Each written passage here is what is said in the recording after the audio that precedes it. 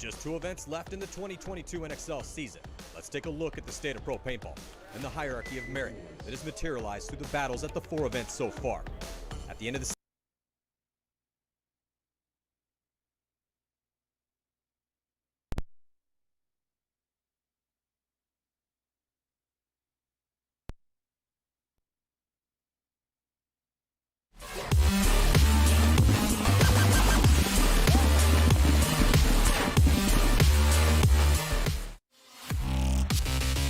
Historically, the Chicago event brings out the beast and the best, as it has always been one of the hardest events to win, since you are deep into the season, and there are no more excuses. Every team has had time to sharpen their skills, refine their lineups and their weapons. All eyes are on the top teams as favorites at the battle that's about to go down in the Windy City. San Diego Dynasty sits in the #1 spot with 4 major victories in a row. Houston Heat is in 2nd overall, though it has been over a year since they hoisted a first-place trophy. Impact and Damage are tied for 3rd, but they have both put up wins in 2022. Though the smart money is on these top teams, pro paintball has never been this competitive. And upsets lurk and surprises await for any of the old guard who sleep on this new crop of talented and hungry pro players who have arrived to earn respect. It is unsure if this new blood is ready to win an event of this magnitude. Tune in September 9th through the 11th and find out as the best paintball players and teams in the world gunfight at the NXL Windy City Major, only on gosports.com.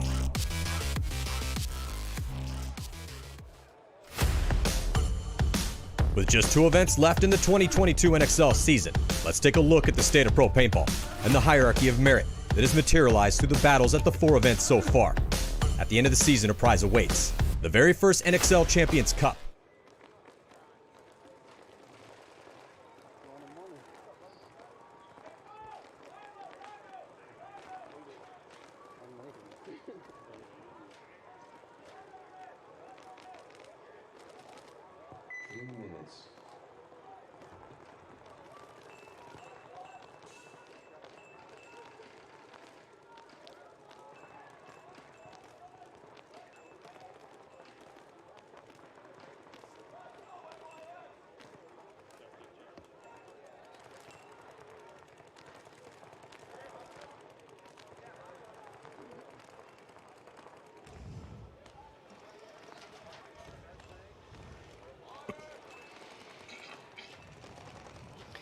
Welcome here, 2022 NXL Windy City Major, presented by Bunker Kings and Matty Marshall alongside Rich Telford. Day 2 of the prelims about to go down here in center court. Los Angeles Infamous going to be playing New York Extreme, Columbus Level, and the Latin Saints. So, Rich, obviously you have a dog in this fight, as you were one of the coaches for New York Extreme. But Infamous had a rough day yesterday, and New York Extreme looked awesome. So, talk to me about this matchup. What do you think is going to go down? Well, I'm obviously Infamous scratching their heads last night trying to figure out what was going wrong, right? Because not much what they were doing was working.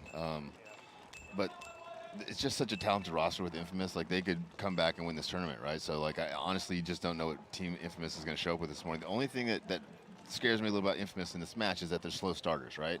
And if they get down 2 or 3 points, I feel like this is a field that can slow down, and it gets tough to get those points back. Well, it was a tale of 2 teams yesterday for Infamous, because they played Columbus Level and got smashed, and then they just absolutely, completely obliterated the Latin Saints. They got shut out by Level, and then they shut out the Latin Saints. So Infamous is sitting 1-1 right now with an even point spread. So if they have a good day today, then yes, we'll be seeing them on Sunday. And yes, they are still a favorite to win this tournament, and they are definitely due. It's an awesome lineup. It's a very experienced, very talented, very deep roster. And for New York Extreme, finally healthy. They've been improving, undefeated yesterday with, I believe, a +8. So they're in the driver's seat right now. And they're sitting in last place overall for the year. And they're a team that's too good, too experienced, and too talented to be sitting in last place. All they need to do is not self-implode. As long as they don't, the New York's biggest competition all the season long has been New York. If they can play, the way they're supposed to play, the way they practice, the way we talked about it, then they'll be just fine. And play clean, right? Because yeah, for sure. 1 penalty so far this match, a minor on CJ, but other than that, pretty clean. And CJ Cantor is the guy that doesn't normally get penalties. So, that's actually a good sign, right? Yeah, for sure. Your usual suspects aren't getting penalties. Well, and to tell you how bad the problem is, for 2 events now, the only thing we've been working on is not getting penalties. So it's it's a challenge for us for sure. But something we're seems to be working out for you there. Right? And it's shocking we don't get penalties and we win. Yeah, and that's when we had Bo come up here yesterday, owner of the team, one of the coaches, Bo Milo, for New York Extreme, that's exactly what one of the things we discussed quite a bit was, oh, lo and behold, you get one penalty and you go 2-0 with a +8. When you go back and look at some of they had like 45 penalties in 4 events. That's just unacceptable. All right, here we go. Can Infamous do it today here? Yes, traditionally get off to a little bit of a slow start. They love to make it dramatic. Staying in the pocket. Lost a little bit. Player D side, Matty. Yeah, I think that's going to be Zach Patient. He's been going back and forth. Yeah. I like the versatility. Patient's been looking pretty good out there. Oh, CJ taking the walk for New York. So,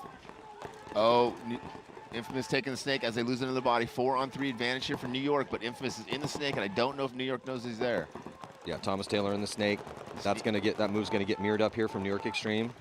Good job, Thomas Taylor getting that snake. Looks like he's mirrored up by Jerry Caro. Josh Taylor in the cross tower. I think Suzanne taking the early walk there. Oh, really? Yeah, he got shot on the transition, trying to get up there and back up Jerry Caro. So, and a nice move. Here comes Thomas Taylor. He's going to get 1. And does he get 2 off of this? Thomas Taylor still alive in the backfield. Might have got clipped. 3, got 3. Beautiful little 3-pack here to open things up for Thomas Taylor in what was looking like a pretty close point. Yeah, once Harris dying there really hurt. That was a tough spot. Well, let's see if New York can stay together, figure out what mistakes they made, and make that correction because they were in a position to win that point. Yeah, so they lost the body early and then lost Harris on the transition. Now they're yelling at, I think they're yelling at Jason right now because they wanted to get some sort of penalty on Thomas. Regardless, Cody Minkowski, he's there just slowly walking in. New York has not conceded the point yet. And Cody Minkowski in the chaos with that beautiful move that Thomas Taylor just pulled off. Sometimes staying alive is all you got to do. Yeah, he's in his spot shooting his gun, looked up, and then all of a sudden you see just a sea of New York bodies coming off. That's perfect. You're like, awesome, I don't have to shoot any of these guys. And so the point is good. Yeah, great job by Thomas Taylor. Still getting it done after all these years. Yeah, a little 3-pack to start the morning off. Yeah. So now we're going to see Columbus Level about to take on the Latin Saints. So Columbus Level yesterday had an amazing match, looked relatively flawless. And during that infamous match, we were wondering, okay, well, is Level just playing this good and looking this dialed, or is Infamous playing bad? And we really did feel that it was just Level looking really good. Yeah, and I went back and watched the match again last night. Now I have no question it was definitely Level playing well. And then Level ended up beating Damage in overtime. Yeah, a lot of good paintball yesterday, and I love all the upsets. See if Level can continue to build upon what they've been doing. Obviously, the favorite here against Latin Saints, who've been struggling all weekend. New lineup, new coach for like the second or third time here. So, you know, and you're going to struggle at this level if you're a new team, no matter how experienced you are. But, you know, divisional player guys coming up is obviously going to struggle a little bit more, losing their first attacker on the Drio side. I like the fact, though, Matt, that they attacked on the Drio side. They attacked on the Snake there in both the towers, playing much more offensively than they did yesterday. And I think this is going to give them a lot better chance for success, Matt. Yeah, the offensive-minded aggressiveness is what is needed for the Latin Saints. Not going to win long, drawn-out points when it's a bunch of divisional players trying to get it together here with, you know, a limited amount of practices together and beat some of these teams that have been grinding for years to get as good as they are. Level's one of those teams. They're getting very deep as bodies are getting dwindled down here for the Latin Saints, and Level's coming through. Should be able to easily finish this one off here, point number 1. We were talking the other day about how, you know, there used to be different tiers of teams, right? High-level tiers, middle tier, lower tier. Really, other than, you know, the 2 low-ranked teams, there's not like a bunch of bottom-ranked teams anymore. There's not a bunch of soft games out. Like when you get your bracket, you're not like, okay, we've got, you know, Katana, Boom, whoever the low-ranking team is that's not really putting up much of a fight. Like every team out here is just very, very close to being in the top 4. Well, if you look at the rankings right now, and we were talking about this before the start of the show with Bo, because they're sitting in last place and they had a good day and they're about to play, so just kind of talking shop. But New York Extreme ranked last, 2-0 yesterday. DMG went 0-2, but then Diesel at 18th also went 2-0. They're undefeated. Legion 17th, 2-0, but no surprise there. And they're all the way down in 17th place because they've only played 2 events. And then Energy Elite 13th, they're 2-0. 12th, Hurricanes, they're 2-0. So these are all teams in the lower 10 going undefeated on day 1. Yep. Gonna be a crazy World Cup. Yeah, it really is. And to see who's going to be, and if you win this tournament, and we're getting a look here in the pits with the new coach, there's Mike, Latin Saints. Yeah, man, it's just so hard. You know, if you are out there and you play divisional paintball and you're wondering what it would look like if you guys stepped up to the pro leagues, well, that's kind of the test that's being run right now with this line for the Latin Saints. 100%. Though they have gotten a little bit more depth and experience in the past couple events. You know, getting Kerrigan and picking up Greg Montalvo. New York losing Jerry Caro, attacking to the snake corner on the break. 5-on-4 advantage for Infamous as Zach Patient takes snake 1 and Thomas Taylor takes the center wing. So 5-on-4 advantage as Infamous just pushes forward into the 40s and 50s, Matt. Yeah, Thomas is looking pretty good and looking like he's got some pep in his step here this morning. Yeah, a three-pack will do that to you. Yeah, he's taking some ground in the center. Yeah, those three-packs are high in protein. Getting some help here with, yeah,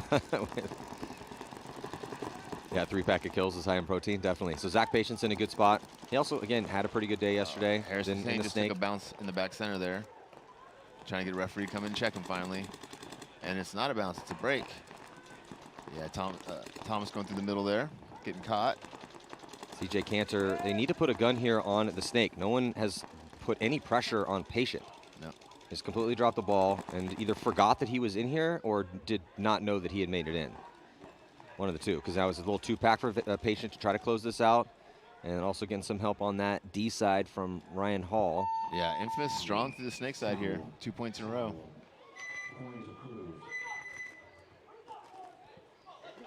Yeah, Infamous looking, not getting off to a bad start this time. Yeah. They're looking like they are dialed this morning through 2. Again, points have gone pretty quick, so they have a lot of game to play, but New York is having some deaths that do not need to happen.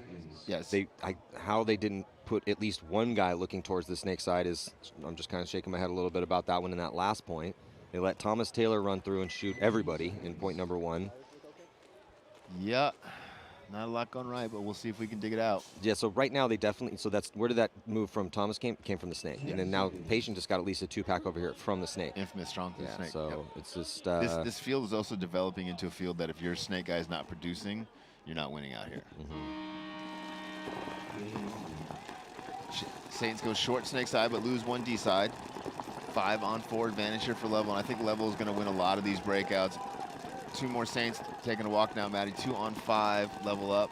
Not really having to do anything other than shoot their guns and waiting for the Saints to run into it. Yeah, Saints, it's never good when you start a point and you look up and you see 3 bodies walking off at the same time, and I don't think a penalty was assessed. Nope. So that's not good. They did shoot Danny Schonauer. Oh, and I think we just had an uncharacteristic early death here from Weber. Don't really see Corwin die early that often. Level just lost another body pushing. Level on is the Geo side. throwing bodies away for no reason right now. That's 2 bad deaths here for Level, and they still have 3 bodies left alive, I believe, but... And that's complacency, right? They feel like the Saints are a lower-ranked team, and they're just going to walk all over them, so they're not playing super tight like they would against Impact or Damage or Dynasty or one of the other top teams. Saints now, I believe, losing their last player on the D side. Well, it looks like Silberg and Askren have saved the day here for Columbus Level after a couple of tough deaths, but so no big deal. I do agree with you, Rich. I think that with where Level is at in their pro paintball careers, this is a game that they might sleep a little on the Latin Saints because they are playing so well and they do look so good, beating top teams. So, we're going to play the Saints. We're going to smash these guys. Well, and that's why you see those 5-on-3, 5-on-2. You're like, oh, this point's already over. This match is already over. And they're just complacent. And they just get sloppy. They want to be good enough to win tournaments. That's the type of stuff that you just don't really want to see if you're a coach. 100%. So, but still, I mean, they won the point, so can't really knock them too much here. But we are starting to expect another level out of Columbus Level because they've proved that they're good enough. Level. You're so punny. You're so punny early in the mornings. So New York needs to shut down the snake side, not allow Infamous to get into the snake, and then they need to attack the snake side, attack the center of the field. Let's see if they can do that, Matt. So on the breakout, Infamous is going to send Thomas Taylor. Going to take some ground again, still got some wheels. CJ Cantor going to move up the center on a delay. Harris Hussein again taking the early walk, 3 points in a row. Looks like George McLean also taking the walk. So New York down to just 2 players left alive, Matty. Although they do get 2 kills, so 3-on-3 here, Matt. Yeah, get a nice kill in on Cody Minkowski. And then also looks like Ryan Hall taking the walks. 3-on-3. Cantor is just up and over the top. I was just going to say no pressure. Yeah, you just got to be careful. Thomas is up there. You can see Thomas there on your screen. But Thomas is just watching that zone. So did Thomas get the kill here? Yes. Nice job by Thomas Taylor, patiently watching that zone and waiting for Will Hennessy to run through it and did not miss his shot. So Canner is still just not feeling any pressure, just completely up and over the top, turning over that wedge, and it cost him his body. See, he just can't be up for that long. Make any sense. Thomas is playing some really good paintball here this morning. Yeah. Well, he's Thomas Taylor, Matt. I mean, Thomas has who's he 5 kills in 3 points. Yeah, I can't see if he's got anybody with him. He does. Okay. He's got Callie. Okay, finally. Ooh, Thomas. Did he trade with Pat? It looks like he did. So Thomas Taylor has 6 kills in 3 points. 2 points a kill he's averaging so far. Very impressive. And you know, he's, I think, in his 21st pro paintball year. So still got it out there, old man. Callie Rudolph, consummate survivor. Always alive. New York's yelling at each other in the pit instead of conceding the point.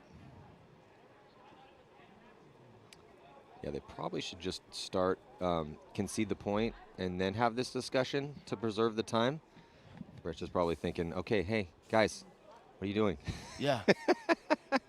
So it's 10 minutes, just run off the clock. You know what, though? It's not completely out of hand. They still have No. 10 whole minutes. They're only going to be down by 3. Callie's definitely not going to go in there and hit the buzzer. He's like, oh, we'll take the 3-point win, guys. Yeah. You want to give us the 3-point win? We'll take it. Plus, didn't waste all that energy going all the way to the other end of the field. And Lets come him, back. lets him catch a breath. Come on. Forget about it. Callie's out there, some deep breaths. It's like, all right, yeah, I get a little rest. Cool. Okay, finally concession. Yeah, it's been all infamous. Let's get a look here at this replay. So look at Thomas Taylor there. He's at the wedge, and he's just watching this zone. And So Will tries to get through, and Will is pretty quick and not very big and just an awesome job. And then C.J. Canner spent about a minute at that point in time over the top of that bunker. 3-on-2 there. New York had that ball.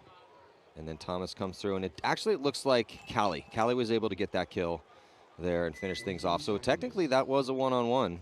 Yeah, with Callie and Pat Craft. Yep. But it was a 3-on-2 with CJ, Pat Craft, and I believe Will. Yeah, a little too much Callie Rudolph, a little too much Thomas Taylor this morning here for. I think he had Pat Craft attacked on the Drio side because Thomas was this way and Callie was out of position. New York could have won that point, but they got to figure that out on the field. Level around the corner and into the snake. First offensive breakout here for Level, Matt. They've been kind of sitting back and playing D-ball. They do shoot one on the break, so 4-on-5 advantage here and a snake position advantage as well. Level looking really crisp this morning. Yeah, just a couple tiny mistakes out there for Level so far and 2 points, but just taking a ton of ground here with Politi. I think they just lost their first attacker D side. Level does lose a body, but they shot a body, so it's 4-on-4. And they have ground again here, snake side with Politi. So Politi's in a good spot. He's up into the 50-yard line. Saints down the snake, Matt. Yeah, but he's about to get run down by Politi. Politi comes through, he gets one. Don't know if Politi got a second. He did, actually. Yep. So a little two-pack there for Politi to get right into the snake right behind him, and then here comes the Sharks. Is that Silberg or Cranmer? Got a little bit of a glare.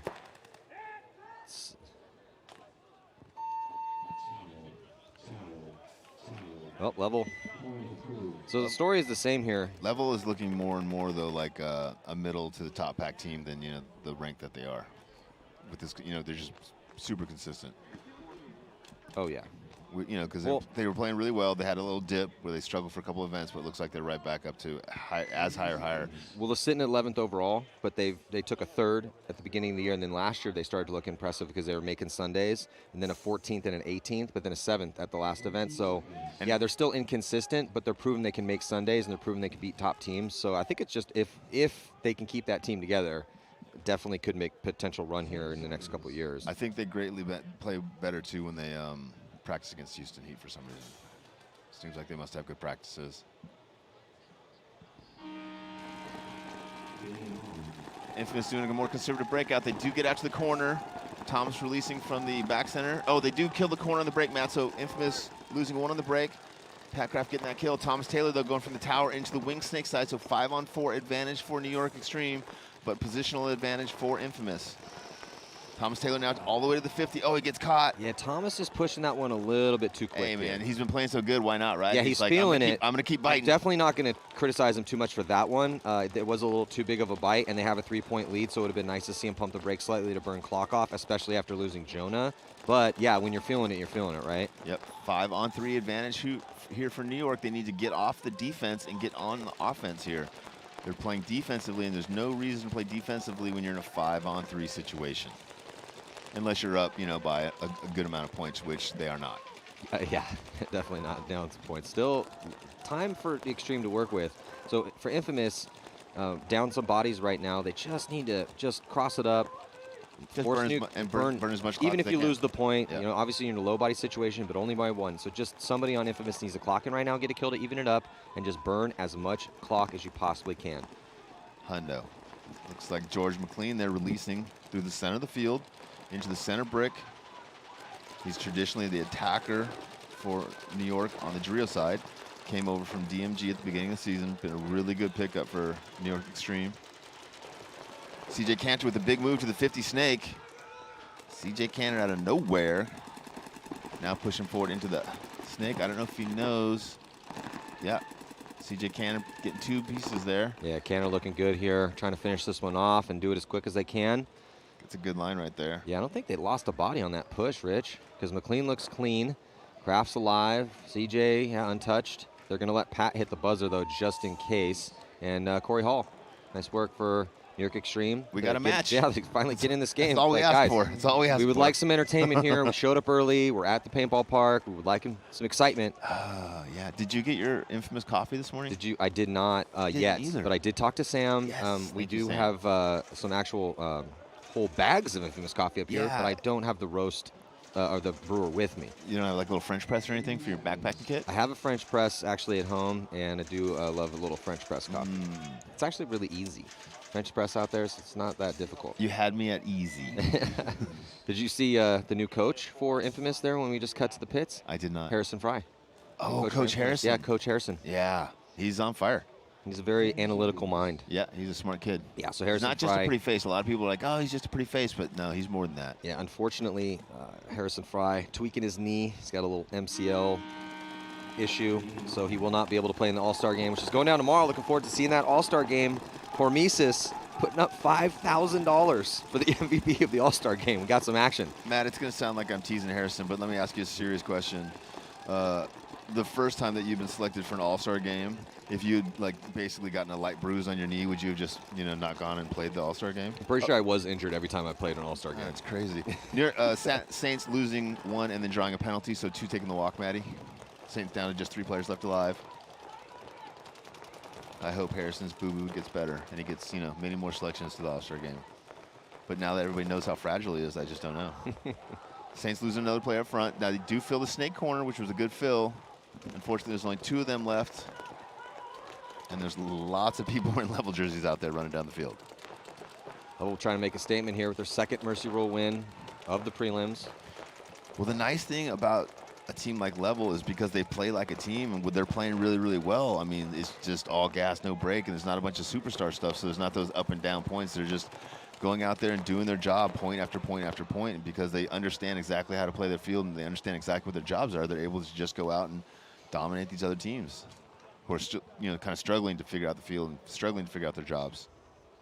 Yeah, and it's tough when you're playing Level because it's like you're in a boxing match with somebody that's got a really strong jab, a really strong can knock you out overhand right, and then it's just a nasty left hook. So no matter what happens, you're catching some sort of intense pressure, and that's Level right now because between whether it's Schonauer's their main guy to go in the snake, but Pleiadi's really good too, and then the way Silberg's been playing, and then the second attacker Weber behind either Pleiadi or Schonauer in the snake, and then you get guys like like Askren pulling off crazy stuff, or Lemon. Their twos are very strong. And then you got Chase, who also gets out there, and he's had some huge moments for. So even the guys coming off the 6 and 7 guys. So there's just you're fighting an octopus right now when you're playing Columbus Level. To use a fighting analogy like you're using, they're just constantly in your face. They're constantly applying pressure to you, so you don't get to rest and kind of set up and set your jab up, set your hook up. They're like, hey, just give me a second, bro. That is a good point. Just give me a second to get my gun up, to get my zones, and then they're up the Doritos. You shut down the snake. They're up the snake. You shut down the snake. They're up the drills. They go up the middle. Yeah, that is a good to, obviously continue further with that fighting analogy, because that really is what it's like. The quickness in which they make those moves, it just exerts so much pressure. So it's not like it's just Danny and then, Sam's going to get up there, but he's going to take his time. No. Or Sam will get up first and then Danny will go. Regardless, there's just your constant, oh, Jesus, there's a guy in the 50 snake. Oh, Christ, they're over at the 50-yard line on the D side. And, well, that dude's back at the 50 in the middle. And then you shoot Danny, and there goes Weber. He slides right in. So, yeah, it's just, they're getting really good, man. So I think that it's all up to them and in their minds right now. It's how confident can you be when they do eventually get to Sunday, and can they get out of that first round? And then once they do, because they have taken a third, but each time you notch up, are you ready for that moment? And the big test is when you're down by 2 or 3 points against a really, really top team, do you have the confidence in yourselves and your team that you can go out there and win that match because you believe 100% in your heart that you have the talent to do so? Yeah, if you go back and you look at Dynasty's performance at the last event, and they got into some trouble in the quarterfinals, and we're sitting there thinking, okay, well, how's this? I'm not the last, but the last major that they won. So the Dynasty is so composed on Sundays, and these top teams, like same with Impact, even though Impact didn't really have any problems with anyone at the last event. But you'll see those top teams get into the deep water on Sunday and not mentally fold, and come back and have a 3-point comeback. Yep. So just get out there and feeling comfortable in that relaxed, chaos. confident, been there before, done it before, where the other guys are just hoping and praying. So Cody Mikowski, Zach Patient, Thomas Taylor. Sean Salcedo going to get a spin. Jonah Jamrose. So they got such a good paintball name. Yeah, they got speed on the snake side for Infamous. New York's got to shut down that snake side. They did last point by having Pat Crafts play the back center and shoot that way. By doing that this time. Oh, they lose. Can't see who that is. They lost their first body. Oh, Corey Hall taking a walk from the Drio side for New York Extreme. Looks like George McLean, though, attacking up to the 40, putting a lot of pressure across the field. CJ Cannon in the tower. 5-on-4 advantage here for Infamous. And New York, Extreme taking some ground on that D side. It does get matched up from Infamous, though. 7:15 on the clock. Extreme, it's not do-or-die moment for them quite yet, and they do have 2 wins from yesterday, so they can throw this game away and lose it. They cannot lose it by a lot of points. Zach Patience just made an incredible move over there. Patience looking really good at this event. Yeah. Caught George McLean looking inside. CJ Canner missed the gap. Here comes Callie Rudolph. Tries to get through the cap and gets eaten up by CJ. That was a great shot by CJ. I think it's 2-on-2, Maddie. CJ Canner. Oh, no, 3-on-2. Pat Kraft. Or maybe 3-on-3. I got insert and Dorito 1 for Infamous. Infamous also has a body in the center wedge. Okay, 3-on-3. And he's looking snake side. We got CJ Cantor over the top again. If he gets shot over the top again, though, Matt, I'm gonna have to leave the booth for a minute. Yeah, CJ, I mean, he's getting really good, but he is spending an abnormal amount of time over the top of these middle bunkers. Yeah. Oh, and no one sees him go in the snake. CJ almost got shot again. Yeah, well, and he wasn't watching the snake side, so they filled the snake. But Sean Salcedo taking the walk from that middle spot, so this is definitely a big moment right now for New York Extreme with 6 minutes left to go. Jamrose tactically retreats to get back to snake 1. Oh, and gets the inside shot. Perfect job by Jonah. And let's see if Jerry Carl react. Oh, Jerry goes. Oh, Jerry Jonah goes. Spins. Yeah, that's going to possibly be.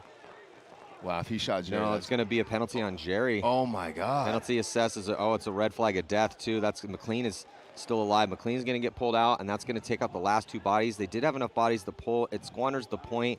It's going to be a no point, so it's still going to be a 2-point spread. Like to see the replay on that. I would too. It looked from my position, obviously biased as I am, that Jonah spin, but. Well, I mean, from the other way, here's the issue though. We can't see the front of Jerry 100%. From this angle, and the ref that did pull that penalty was looking more towards the front of Jerry. Felt like just behind Jerry. Yeah.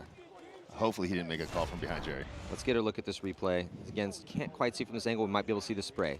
So Caro has so Caro shoots Jonah right there. First. But so there goes the ball.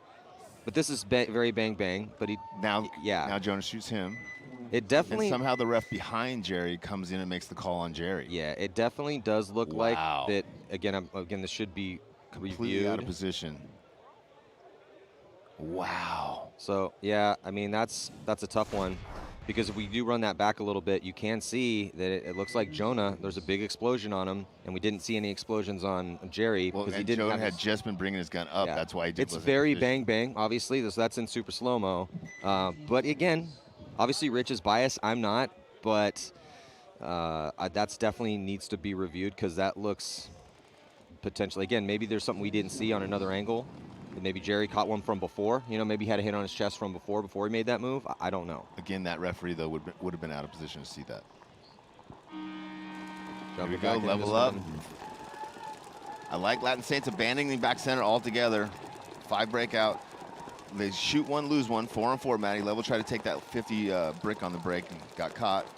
Saints in much better position here, getting out of the back center, getting out of the 2-3-4, which is what we call the 2 cans in the back center as well. Latin Saints now into Snake 2. Yeah, it just would be ideal for Columbus level. They're throwing some bodies away here, but they would love another Mercy Rule win because they'd love to put themselves in a position where they don't have to play in the wild card round no matter what. Not only that, but it just really shows how focused you are as a team, right? When you lose to points to a team that's not as good as you, it's because you're making mistakes, right? And you want to go out and play a match without making any mistakes because that is so important to helping you build that program and understanding how to get successful. Level loses a player now getting pinched out of that snake can. Well, they still have, there's a ton of time in this game. There's still 8:42 left because Level's put up some very quick points. It does look like the Latin Saints are going to be able to get this one. So that's going to do it. We have a red flag over there on D side. I'm not sure which team it was on or who the point's going to go to. Well, Latin Maybe Saints, the Saints, Latin just got a Saints on point. the board. I think the penalty was on Level. Yeah, it looks like it. Because I don't think they had enough bodies to pull. So that's going to hurt them. Those are the types of mistakes that you cannot make. We're in the pits. There's Greg Montalvo playing with the ML Kings the past couple seasons. And this is going to be his last year. He just wasn't getting enough playing time, so I wanted to come over and play with the Latin Saints. Smart. And he is part Cuban, you know, so. And there's the new coach, Mike. See how many players New York is going to be starting with here.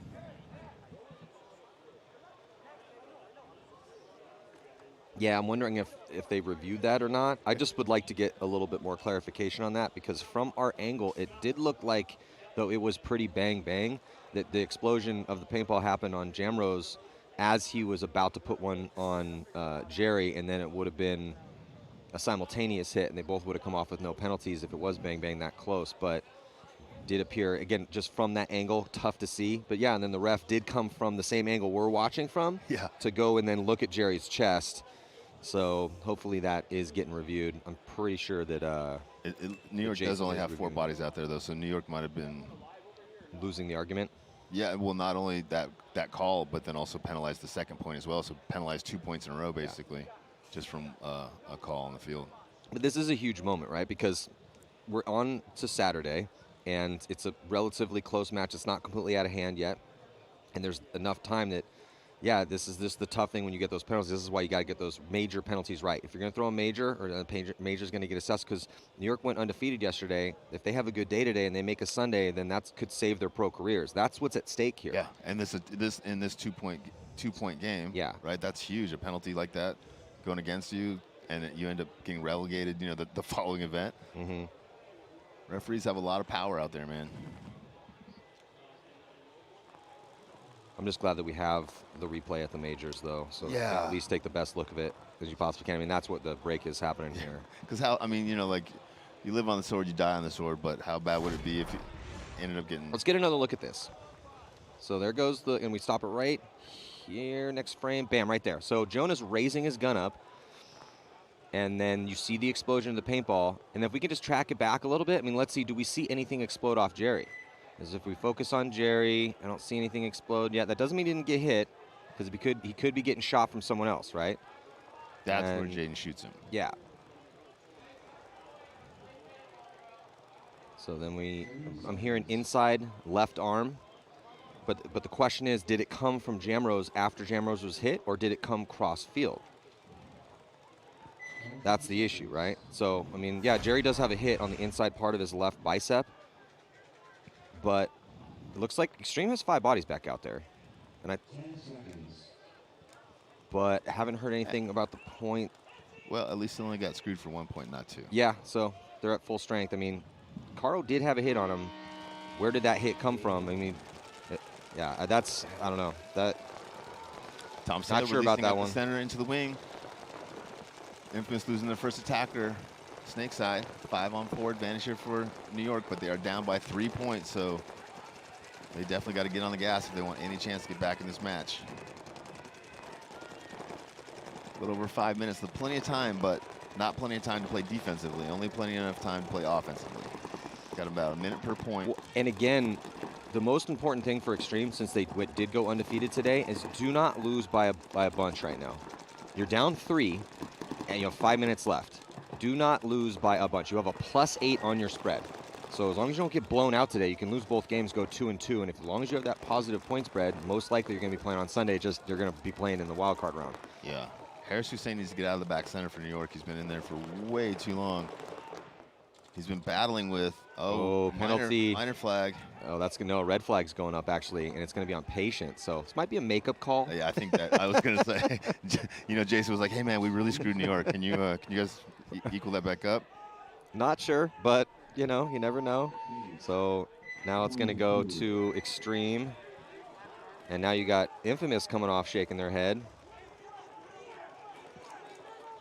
Oh, it's great to be just Jason's such a fun job. Oh, poor guy. By everybody. I mean, I know they pay him like $400,000 or $500,000 a year, but I don't know if it's enough. You know what I mean? With all the abuse he takes. Now he leaves here, immediately flies to Paris, so they can abuse him in French next weekend. Yeah, where there's a lot at stake too, because and it sounds like whoever wins that one gets also a bye into the Champions Cup to fight for 40 grand. Yeah, it sounds like fun flying to Paris and getting yelled at by your friends, but it's not. And it's like the nicest guys in the league just abuse Jason. Hey, Jason, guess what? You're stupid. I hate you.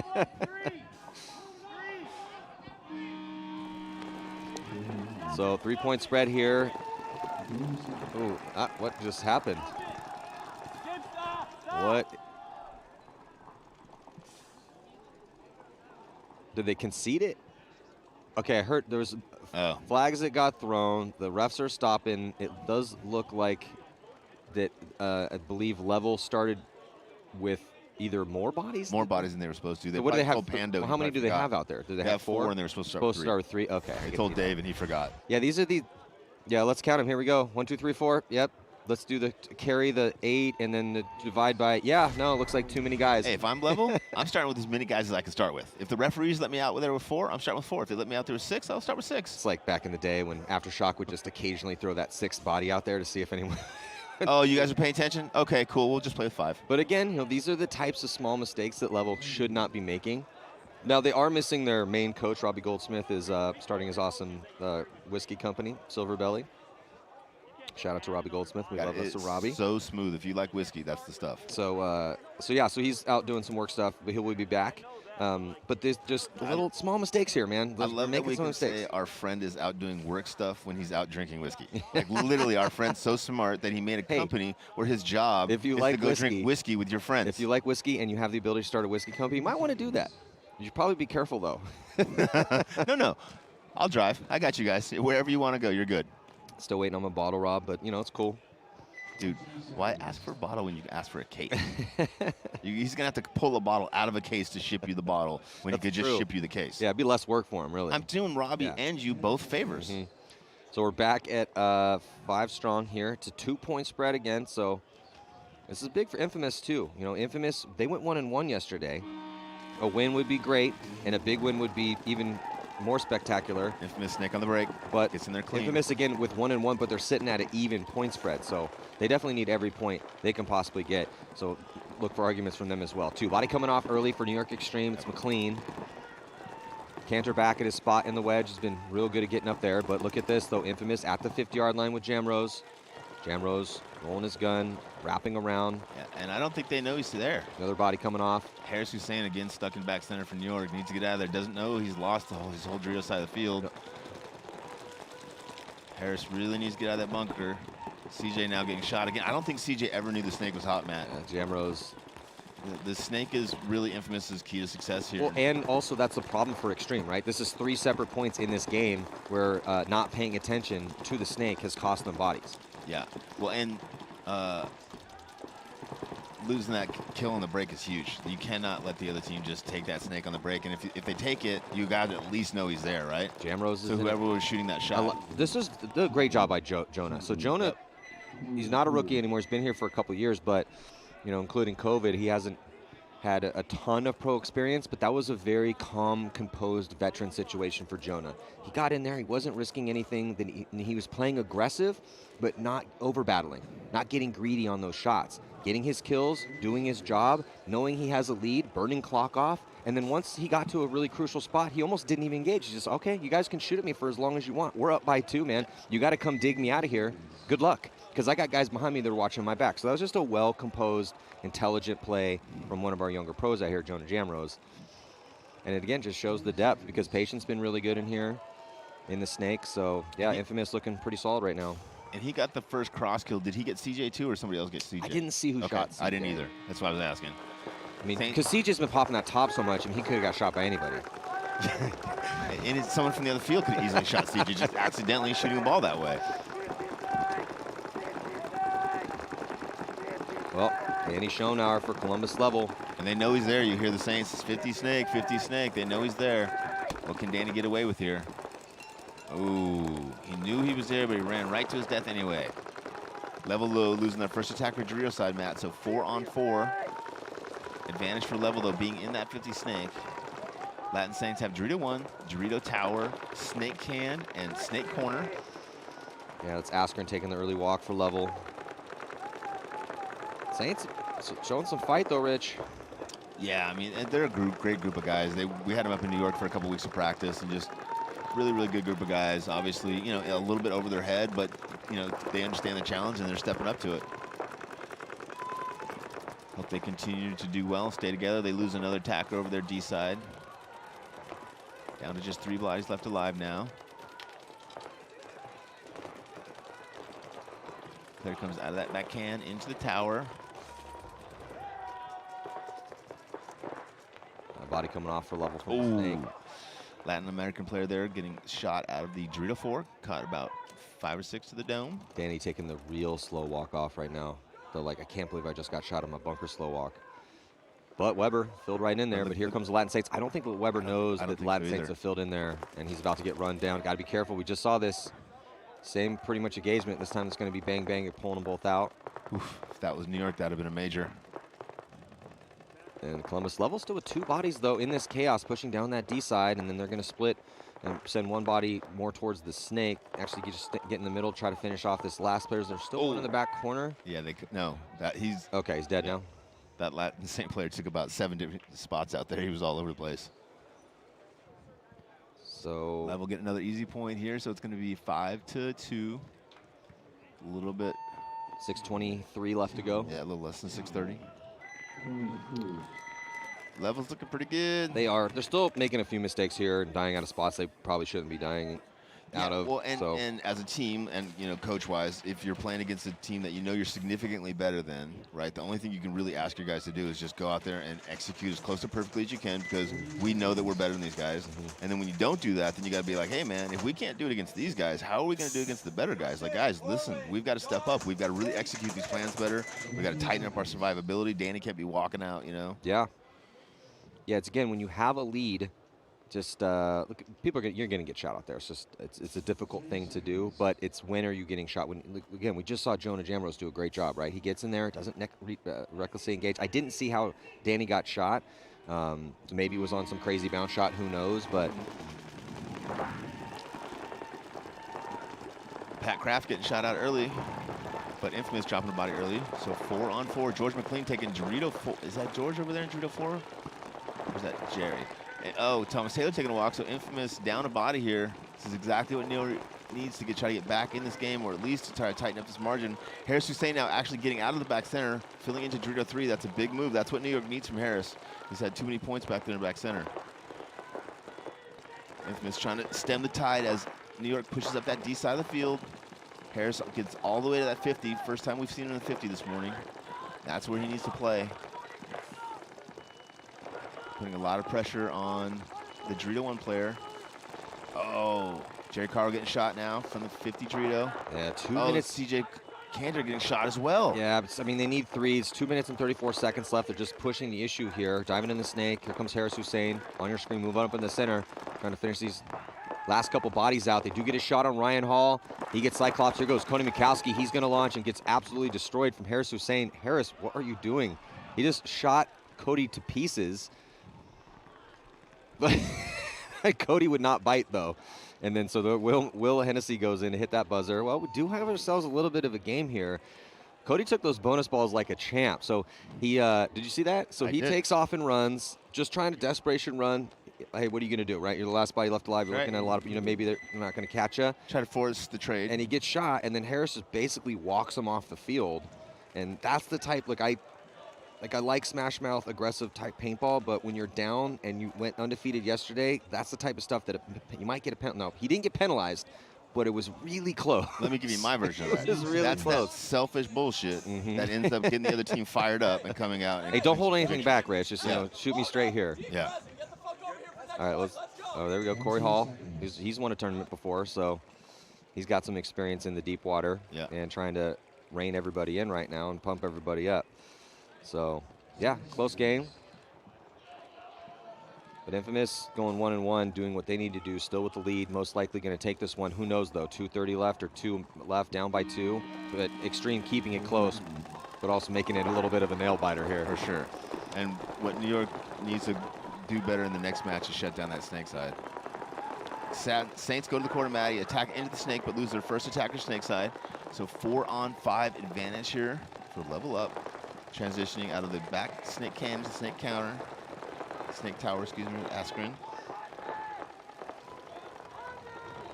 Latin Saints losing their attacker Drew side, Maddie, so down to 3 players left alive. They've got the snake can now filling out to the snake corner. Yeah, does he make it clean? No, not able to make it clean. Good zone control here for Columbus level. As they got 2 bodies up in the center. So, and this is what level wants to do in these, right? Is put these guys, get a kill, contain the outside, catch that guy trying to fill, and basically just execute perfectly, right? So then now when they're playing against a higher ranked team, down on bodies or down on position, they can still try to do the same thing. Saints dropping their last couple bodies there. Level easily winning this point. Going to be 6-2 with about 5.5 left, a little bit less. Yeah, and I don't think they lost a body. Did Columbus level lose a body? So there's one walking deep back there. Yeah, I can't tell if he's dead. It does look like he's walking. Yeah. Still 4 bodies alive. Most of that game they had 4 or 5 bodies alive. Yeah. Justin Politi taking over for Danny here in the snake. Did a good job. Yeah, level looks strong, and they're just going to run time off. They're not even going to hit that buzzer. You got Chase out there. There's Politi, Lemon, and Askren. Just having a talk. Okay, we're eating barbecue tonight, boys. No, man, let's get sushi. See, New York has a cool trend that they do is if they win, they have to do everything they did the night before. Same meal, same place. Really? Same order, yeah. So they're very superstitious is what you're saying. Very supersticious. Shocking. Do they wash their gear? Or they not wash their gear, guys? That's the one superstitious thing they choose not to do. They do wash their gear. Infamous coming out, up by 2 here. Been kind of in control this whole match. Started the match with Thomas Taylor just wrecking house for 2 or 3 points, getting them a nice bonus. Yeah. So looks like Salcedo going to get a spin with Callie Rudolph, Thomas Taylor just having a game, Zach Patient and Cody Mikowski. And then starting 5, Pat Kraft Jr. Looks like Jerry Carl's Caro. going to the D side. Yep. And Hennessy going to be coming over here snake side with Harris Hussein in the middle and CJ Cantor. Shorty goes all the way to the 50 snake brick on the break. Thomas secondaries from home all the way into snake. Can Infamous hold on? They lose Salcedo I don't early. think they know Snake's hot center. again, Matt. I don't think they know Snake is hot again. Yeah, it's Thomas Taylor this time. Yeah, Harris is shooting that shot out of back center and not picking up that the guy's going through the gap. Thomas Taylor wraps around and gets a kill. Thomas Taylor's been having a game out here. The veteran, 21st year playing pro, comes CJ around. Harris out of position here. Just smoking people, trying to get that money. We got $500 at stake here for a move of the tournament, or move of the, he's just coming through to hit that buzzer. Thomas Taylor having a morning here. How many bodies did he get on that one? 4? Yeah. I don't know who shot the first body. I think Thomas, did he get that last kill? I don't know. Tough to tell. I couldn't see, but I think he got at least 4. I know for sure he got the first guy, then CJ, then Harris. Yeah, he's staying 5. Crazy. He's staying 5. Oh, man. That was amazing. That's definitely in the running. So we do have a move of the prelims and $500 check courtesy of McKinley, Mosley, and Associates It's a law firm that specializes in representing people and businesses' property claims against insurance companies. So if you need a good lawyer, it's always good to have a good lawyer. Yeah. And they're Especially big if your fans of last the name's game. Telford. Yeah. So in the pits here with Thomas Taylor. Is that Pate from Hurricanes? Is that who that is? Not Pate from Hurricanes. No, okay. Another Pate. There's so many Pates Also out from there. the South. Okay. Apparently a very popular name down the South. Yeah. Yeah, so, I mean, yeah, man, that was just, actually just got a text from Pate saying that one's going to be tough to beat. There were some good ones yesterday, man. I don't know. I still think Benny Carroll might be in the running for the money because I don't know, that Thomas Taylor one was pretty impressive too. We will see. We got a lot of paintball to play here today. Well, big shout out to McKinley Mosley crucial point there for Associates. Thomas too, right? Because if they lose that point, it's a 1-point game. Yeah, that, just for the team. I mean, Thomas is MVP of this game so Of far this here. match, for sure. Level taking the slow walk from the D side. Yeah, this game has been mostly level. A few signs of life from the Latin Saints, but penalty going to be assessed here. So kill in that middle out of the snake, but a penalty was assessed not even on that body, on the snake side though. So there's 3 bodies that have come off, and it's just going to take Politi a little bit of time to figure out there's no one in front of him. He still has 2 more bodies to shoot cross field. He's going to do a little tactical retreat to burn clock and get a better angle. Oh, does it at the perfect time. Politi's having a game too. Only one Saint player left alive though, Matt. He's in that 50. He's going forward. These guys are just running into Politi's gun. Politi got a 3-pack in that one. He's like, I like this snake thing. You just kind of sit here, they just kind of run at you, you shoot at them. Well, he goes up and takes the 50, gets the kill inside. Little retreat just in time to catch a body streaking up into that next zone, gets that kill, free kill there, and then another body just running, streaking down the side of him. They might have comboed for that last kill, but still a great job by Politi to put their 7th point on the board. 1 point away from a mercy rule win. Saints not conceding the point to preserve time, so just hoping they could take less of a loss. I don't know, though. I don't know. I'm just saying. 3 minutes left. 5-point match.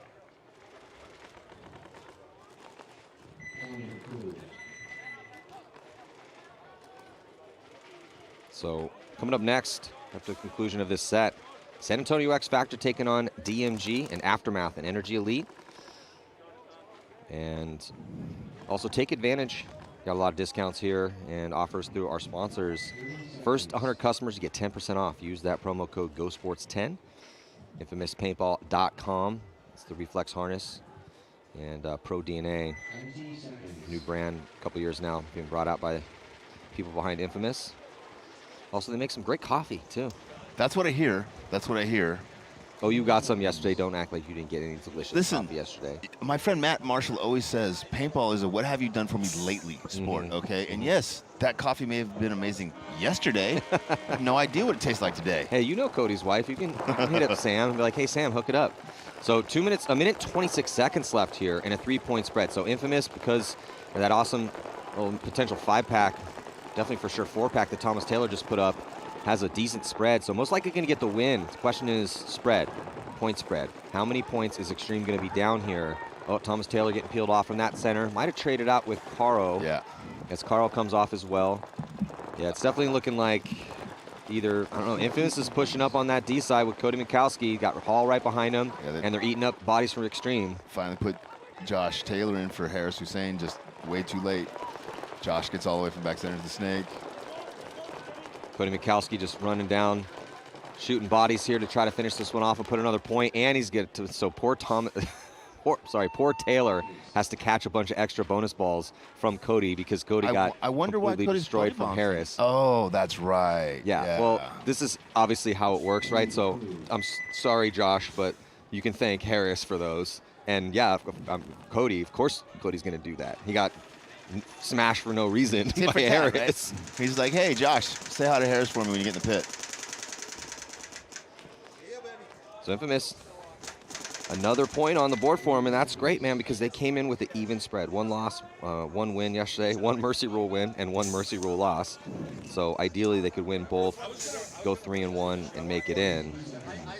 But if they run into some troubles, then having this spread be as wide as possible here against New York Extreme will be beneficial.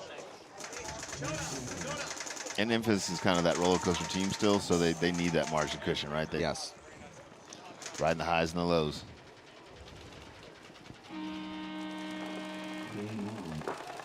Level 1 point away from a Mercy win.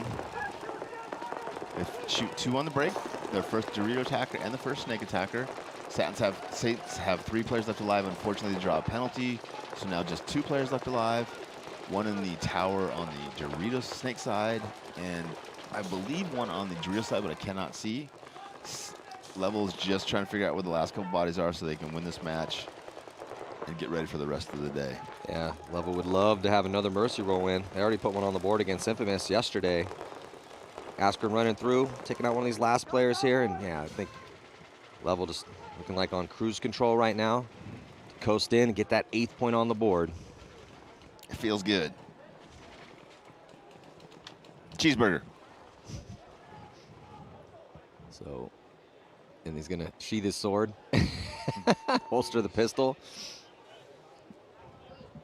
to get that second Mercy roll win. Level does really look outstanding. They really do, man. It's an impressive squad that owner Dave Pando, coach Robbie Goldsmith have put together. No Robbie Goldsmith here at this event. Too busy shipping our whiskey. Yeah, they got, I think Tyler Dobiak has, from a college star, taken over the reins as coach. Yeah, like Tyler's attitude. I was like, hey, good job yesterday. He's like, we haven't won anything yet. We've got long-term. I'm like, that's exactly what you should be telling your guys. Tyler. Acting like you've been there before. That's what we need. Yeah, Level's been working hard. And a team that, you know, look, sometimes when you come in and you go pro, it kind of like what the Latin Saints are having to deal with right now. In the beginning, you get smashed by the really good teams. But then if you work hard enough, sometimes you get good enough that you can start contending out here. That's where Level's at. It's just how far can they go. They've taken the top 3 this year. Trying to repeat that here at our 4th event in our 3rd major. Big bite up the middle from Jerry Caro as Will Hennessy also takes a snake. New York with a lot of offense, just a little bit late. Now with 30 seconds left. Here comes Harris Hussein. He's going to leapfrog Will Hennessy. Minor penalty is going to be assessed here on Thomas, and that could give Extreme one more point.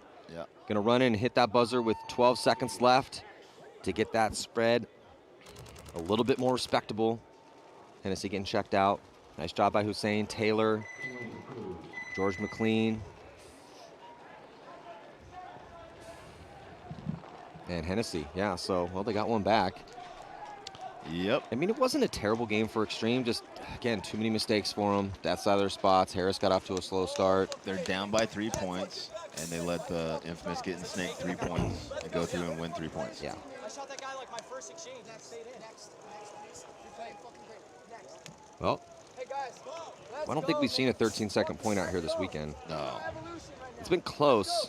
A couple close ones. This is, oh, it looks like 11 seconds left. Yeah, I mean, it's gonna have. Well, you gotta have to play the 11-second point. Could be the way you never know. Major penalties out there. Yeah, yeah. Immediate swing point. So Pat Kraft's a good attitude there in the New York pit, really being supportive of the teammates.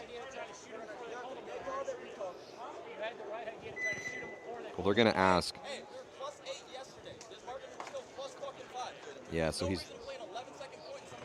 Yeah, so they're actually discussing whether to play the point or not. Okay, so they decided not to play the point. So Jason will go ask, hey, would you like to play this Under last 12 second? seconds. Yeah, and then he'll ask both teams. If both teams agree to not play the point, then they'll just, and that's I think that's the accurate dissection of that. They were +8 yesterday. They lose this one by 3, it looks like. So they're going to sit in 2-1 with a +5. That's pretty solid still. They just need to not get blown out in this last game, New York Extreme, and they're playing level. So that one's going to be fun to watch around 10 o'clock here, Central If I was Time. level, I would just take that last match off. Rest. All right, so we're going to head to this next set. Stick with us. X Factor taking on DMG, Aftermath, and Energy Elite here at the 2022 NXL Windy City Major presented by Bunker Kings. I'm Matty Marshall with Rich Telford here on Go Sports. We'll be back.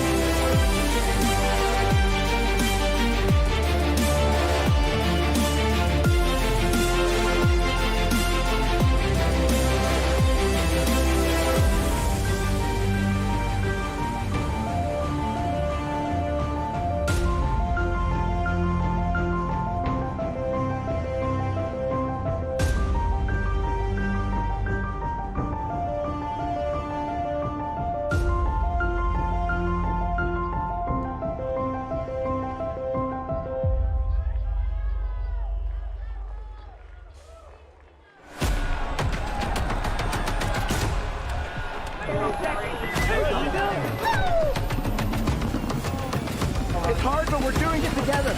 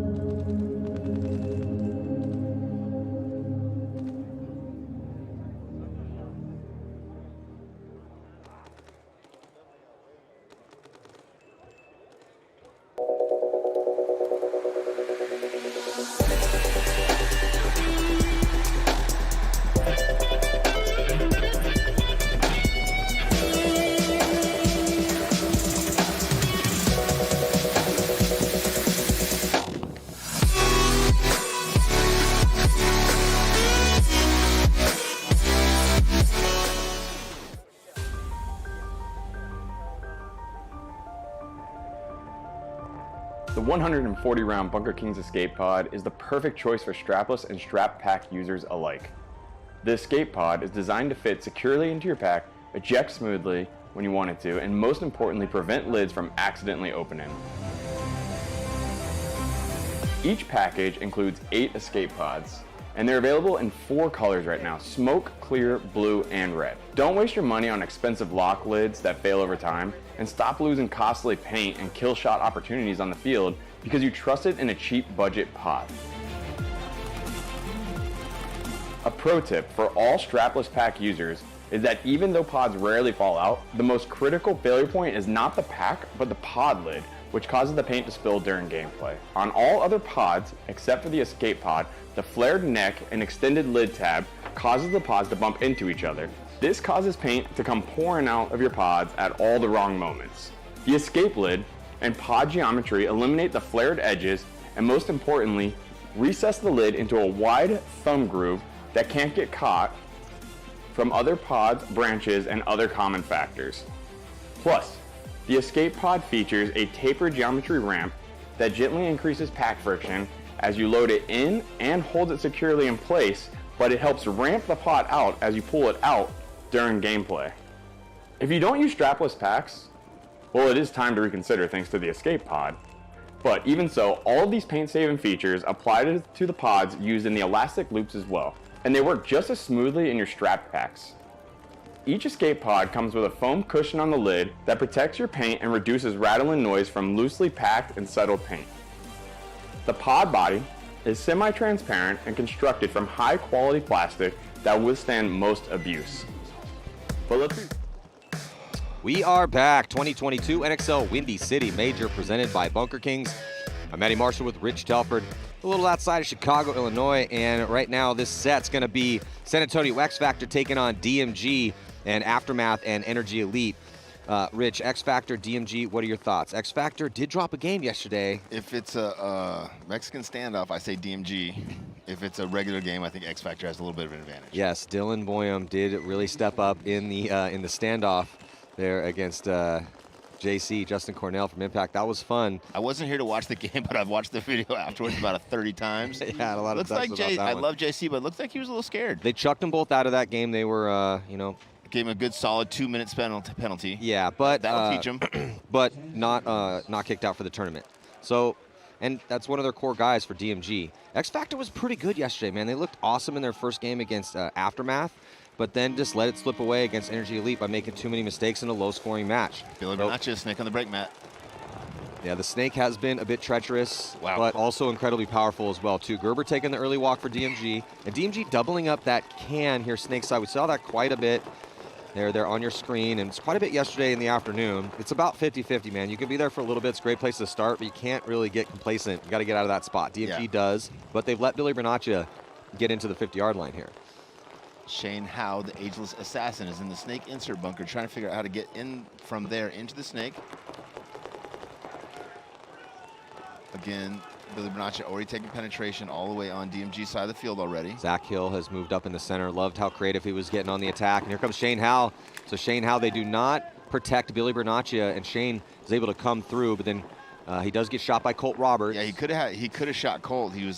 Colt just saw him first. If Shane's gunner would have been up on Colt. Did he know that Colt was in that spot? He didn't. Yeah, I don't think he did. But he should have assumed, right? Always assumed that worst case scenario. Well, Colt, I mean, especially playing X Factor, Colt was very close multiple times yesterday. He had some outstanding points for X Factor by being a thorn in the side in that middle, by taking ground early. Yep. Same with Zach Hill. I mean, Zach Hill was just relentless in the center of the field. So this is going to be a real fun center battle between Hill and Roberts. And Rainey too, but Rainey's all over the place. Rainey's in the snake right now. They keep sneaking in the snake and nobody knows he's in there. And this is that snake, as Thomas Taylor demonstrated really well earlier. If you don't know they're in there, you can shoot 5 guys. So X Factor doing a good job of continuing to push this snake by getting Rainey Stanzik in there. They are going to be losing Parrish. Parrish getting shot out of, just kind of nicked as he was looking inside from D1. Is it just 2 players left alive for X Factor? Maddie, I see the tower on the drill side. Yeah, I think it is just 2 players left alive. So it's 2-on-2, huh? Rainey over top. Oh, Rainey gets a kill here. Now Rainey gets the last 2. Well, 2-pack to finish here for Rainey Stanzik. Well, it was a close point. Yep. Back and forth battle here in the center and in the snake. Yeah, and game after game after game and point after point is being won here on this snake side of the field. This is definitely becoming the hot topic. For sure. Thumbs up from the ref. Point is good. Yeah, and we can see the replay of this battle in the snake. So Billy Bernaccia, oh man, he almost checked off in the perfect time to catch Shane, but then Shane just did not know that Colt Roberts was in that spot. You see Shane, his eyes start to go up as he's getting blasted from Colt. Yeah, his eyes go up, but his gun goes down. Yeah, so then Colt gets run down by Zach Hill, and then Rainey, though, was, we had Rainey up here yesterday, and he really broke this field down perfectly, but he did talk about how it's very much about reading and reacting, and the best players and teams are going to be seizing the moment, making those aggressive moves, taking the key spots in the key moments, and that's what we just saw Rainey do there to get the 2-pack to finish. We've seen too many points pulled off down on bodies out here to not, 100% agree with Rainey. First look at NRG this morning. Yeah, man. Rich, Energy Elite undefeated yesterday. Aftermath had a rough one. Yep, both playing 4-on-4 here, losing the first attacker. Aftermath lost 2, but those were close games. They didn't get blown out. Yeah. So their point spread's close enough that if they have a good day today, if they can find a way to put up a decent amount of points on Energy, be 2-2 plus, and go 2-2 with again, just if you want to make it Sunday, you need to have 2 wins at least, and a close to a even point spread, maybe plus 1 or 2. Penalty, Matt. Oh, is that a penalty on Barrett? Yeah, Joe Barrett getting shot and taking one of his buddies with him. We have seen. Oh, and they go and take Frank Antimosso all the way out of Dorito 4 instead of grabbing one of the other guys. Yeah, that hurts. It is at the ref's discretion. That's a mad ref. He's like, you know what? You make me run in here, I'm going to pull one of your buddies in a key spot. Yeah, the ref can choose who he wants to pull on the penalty, and they definitely chose Frank, who was in a really good spot there for Aftermath, unfortunately for them. Yeah, Frank's like, I finally get over there alive. Just get ready to do some work. Referee comes and gets me. Yeah, Energy looking good here, Matty. Well, they had some scrappy points, and this field, as most paintball fields in the past couple years, have been all about what are you doing in the scramble, right? A couple bodies drop here or there. Read and react. How do you close it out? I mean, we saw more low body situations pulled out yesterday than I've seen in entire tournaments before. Axel got in, pulled off 2 1-on-3s in one game. Brian Smith from Damage also low body craziness, and it would happen a bunch. Colt Roberts. Good full court press. Aftermath, Snake Tower. Energy's doing a good job of talking it up, and they're gonna lose a body though from that D side out of D3. Aftermath down to just one player, Matty. Weaver had a really good day yesterday, and he's hunting in the center. That's gonna force a concession here as Aftermath gonna concede this point. Energy Elite gonna go up by 1. But yeah, man, Elliot Weaver had a day yesterday. Caleb Abel also went off yesterday as well too. Buffton was good. I mean, if you're going to go undefeated in the Pro League and win 2 games on day 1, you need pretty much everyone to contribute. 30 seconds. Looking in the pits here with Energy Elite.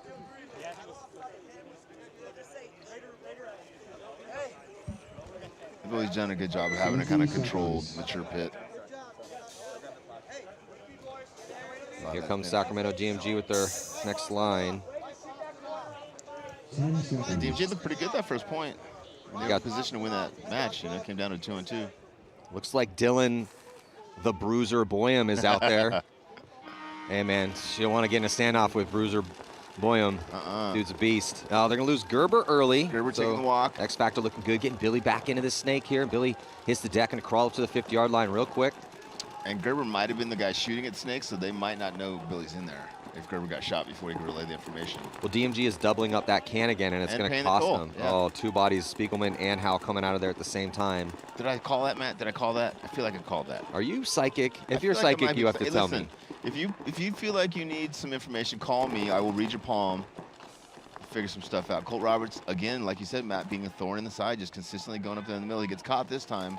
But he's getting caught at the 45 and the 50, not getting caught at 2, 3, 4. Yeah, no, Colt Roberts has been omnipresent up at these forward bunkers. Hill did catch him, though. But Billy's going to probably get the free kill on Hill. He'll pay back. Billy is feasting right now. Billy's going off here in the snake. Snake is just interesting, man. Talking to everyone as they were training on this layout. And then on Thursday when everyone was out here kind of walking about, hey, what do you think about the field? And heard a lot about the D side, a lot about the middle, deaths off the break. Not too many people were, the snake's going to be, you got to get in the snake, man. Snake's dominant. Dude, snake all day. Won or lost through the snake, but we've seen. Snake side, strong side. Yeah, it's a lot of points. 30 seconds. One through the snake side, and we saw Billy Bernaccia chalking up a ton of kills in that one to put their second point on the board. DMG needs to figure it out. Energy Elite and Aftermath now. See if Aftermath, who again didn't get blown out yesterday, but just too many mistakes, too many penalties. Started off with the penalty in this one. Energy Elite getting that gift of a minor. Well, and Castro had some really good points offensively. Yes, for he them, did. He did. But there wasn't a lot of other offense on the field. They shut Frank down Dorito side. They didn't really go up the center of the field. So other than Castro, there wasn't a lot of bright lights in those first two matches, in my opinion. Joe Barrett going up the center, like that. Fall right up by Hallberg. Frank Antomaso now going into the brick on the Dorito side. So Aftermath attacking here, multiple bodies. That's what they need. Castro going forward right into the 50. Well, full court press right now for Aftermath as Castro is in a really good spot. He's at the 50 here in the snake. Might have caught one inside. Ref's going to check him off, and looks like he's good. Hallberg is going to get up into the brick, and then they have Frank all the way into D5. Good point here for Aftermath. This is the positions they want to be in. Yeah, and Barrett's up there as well, too. So they can play their defensive style of paintball that they really, really like, but play it from positions where they can control the whole field. I mean, the only person in the backfield right now for Aftermath is Thomas Kim. And he gets a free pass. Yeah, he definitely gets a free pass. He's not hiding, he's just helping. Yeah. And if also, you want him there because he can quarterback guys and then swing either way wherever the attack goes. And you know, that's what he really excels at. Yeah. I mean, he excels pretty much everything in the game, but Hallberg blew that. He was doing a really good job communicating, but when he was communicating, he turned and looked and communicated the snake side. Oh, he got lucky and caught that gap anyway. Wow. Yeah, I was wondering, how did they let him through? and Energy Elite drawing a penalty. And Hallberg then tries to extend through, gets caught. Castro still in the snake. Frank at the 50-yard line here on the D side. More bodies getting peeled off here for Energy Elite as Castro is going to go onto Elite's side of the field and stay alive. Frank's still alive too. Looking pretty good here for Aftermath to tie this game up with 11:22 to go. Yeah. If I'm Wayne, I run that same lineup and that same game plan for about 6 more points. Yeah, that game plan was great. Well executed. Everyone took their spots. Maybe pull 2 of those pods off Castro's back. He can't be carrying 9 pods out there. He only weighs 100 pounds. Great job by Frank. Great job by Castro. And I mean, pretty much everyone. That was a well executed point. I mean, the only tiny error that happened was Hallberg not getting that shot on the player from Energy Elite advancing into D5, but they got that kill anyway. Yep. And the guy got that penalty. I don't know. Maybe did Hallberg shoot him and he played on? Maybe Hallberg did get the shot on him. He just turned, whipped that gun, and maybe just got that lucky shot. Still, as Matt was being super critical of him not looking the right way. Matt. Yeah, well executed here. But they need more of that. So that's new coach here for Aftermath. Wayne, owner of ASG, Paintball Park, Southern California. Great facility out there. It's got some great walk-on fields too. X Factor looking super strong. These first 2 points, Billy Bernaccia's been able to take the snake on the break and go right down the field and do some work. Guessing he'll pull up short this time. He does. He pulls up short, goes to the can. A lot of times, even though you're successful going to the snake two times in a row, you don't want to go that 3rd or that 4th time because obviously they're going to switch guns and pick up on you. Yeah, I think that's a good point. I like that play call here. Try to maintain and extend this 2-point lead with a lot of time left. Hill back hunting for DMG there on your screen. Top right-hand corner, get into that wedge. Right, and when you're a 0-0, right, maybe it makes sense to risk Billy on that. But when you're up by 2, it doesn't make sense. Although well, Billy interesting, does get yeah, I was going out. to say they shoot Billy out of his spot, even though they couldn't shoot him much to run to the snake for the first 2 points. So I think if there was going to be a can of death, that would be the can of death. 2 people, you're definitely dead. 1 person, still not easy. DMG now doing what they need to do, getting up to X Factor's side of the field early on, putting a lot of pressure on X Factor. Man, look at this. Zach Hill up, executes Rainey, and he's on to their side of the field. Referee's going to check him out. He was catching a bunch of pressure. Going to be a minor penalty actually assessed on Hill. Pulls off. They're going to go pull out Shane. And actually no major penalty going to be assessed. That's going to take out Spiegelman as well too. Where's that Gerber? Regardless, Another body coming off for DMG. 2-on-2, I think, Matt. Really opens things up for Meter. Boyum. 1-on-1. Yeah, I think is that Jordan or Dylan? I hope it's not Dylan. It is Dylan. Oh my God! Don't blow this, TJ, because we know TJ's fragile as it is. Oh, and Dylan gets the jump shot on TJ Danner. So the bruiser Boyum gonna win this one-on-one against TJ Danner. Scalps his loader, and TJ Danner is, I mean, on paper, I'm giving that one to TJ because, you know, this is what TJ's really good at. He's really good in these moments. But Dylan Boyum winning the standoff yesterday by having more paint in his hopper and not giving an inch. Yeah, it was a good job, Dylan, man. He's playing well out there. Man, I got a coin for you, Dylan. Come see me.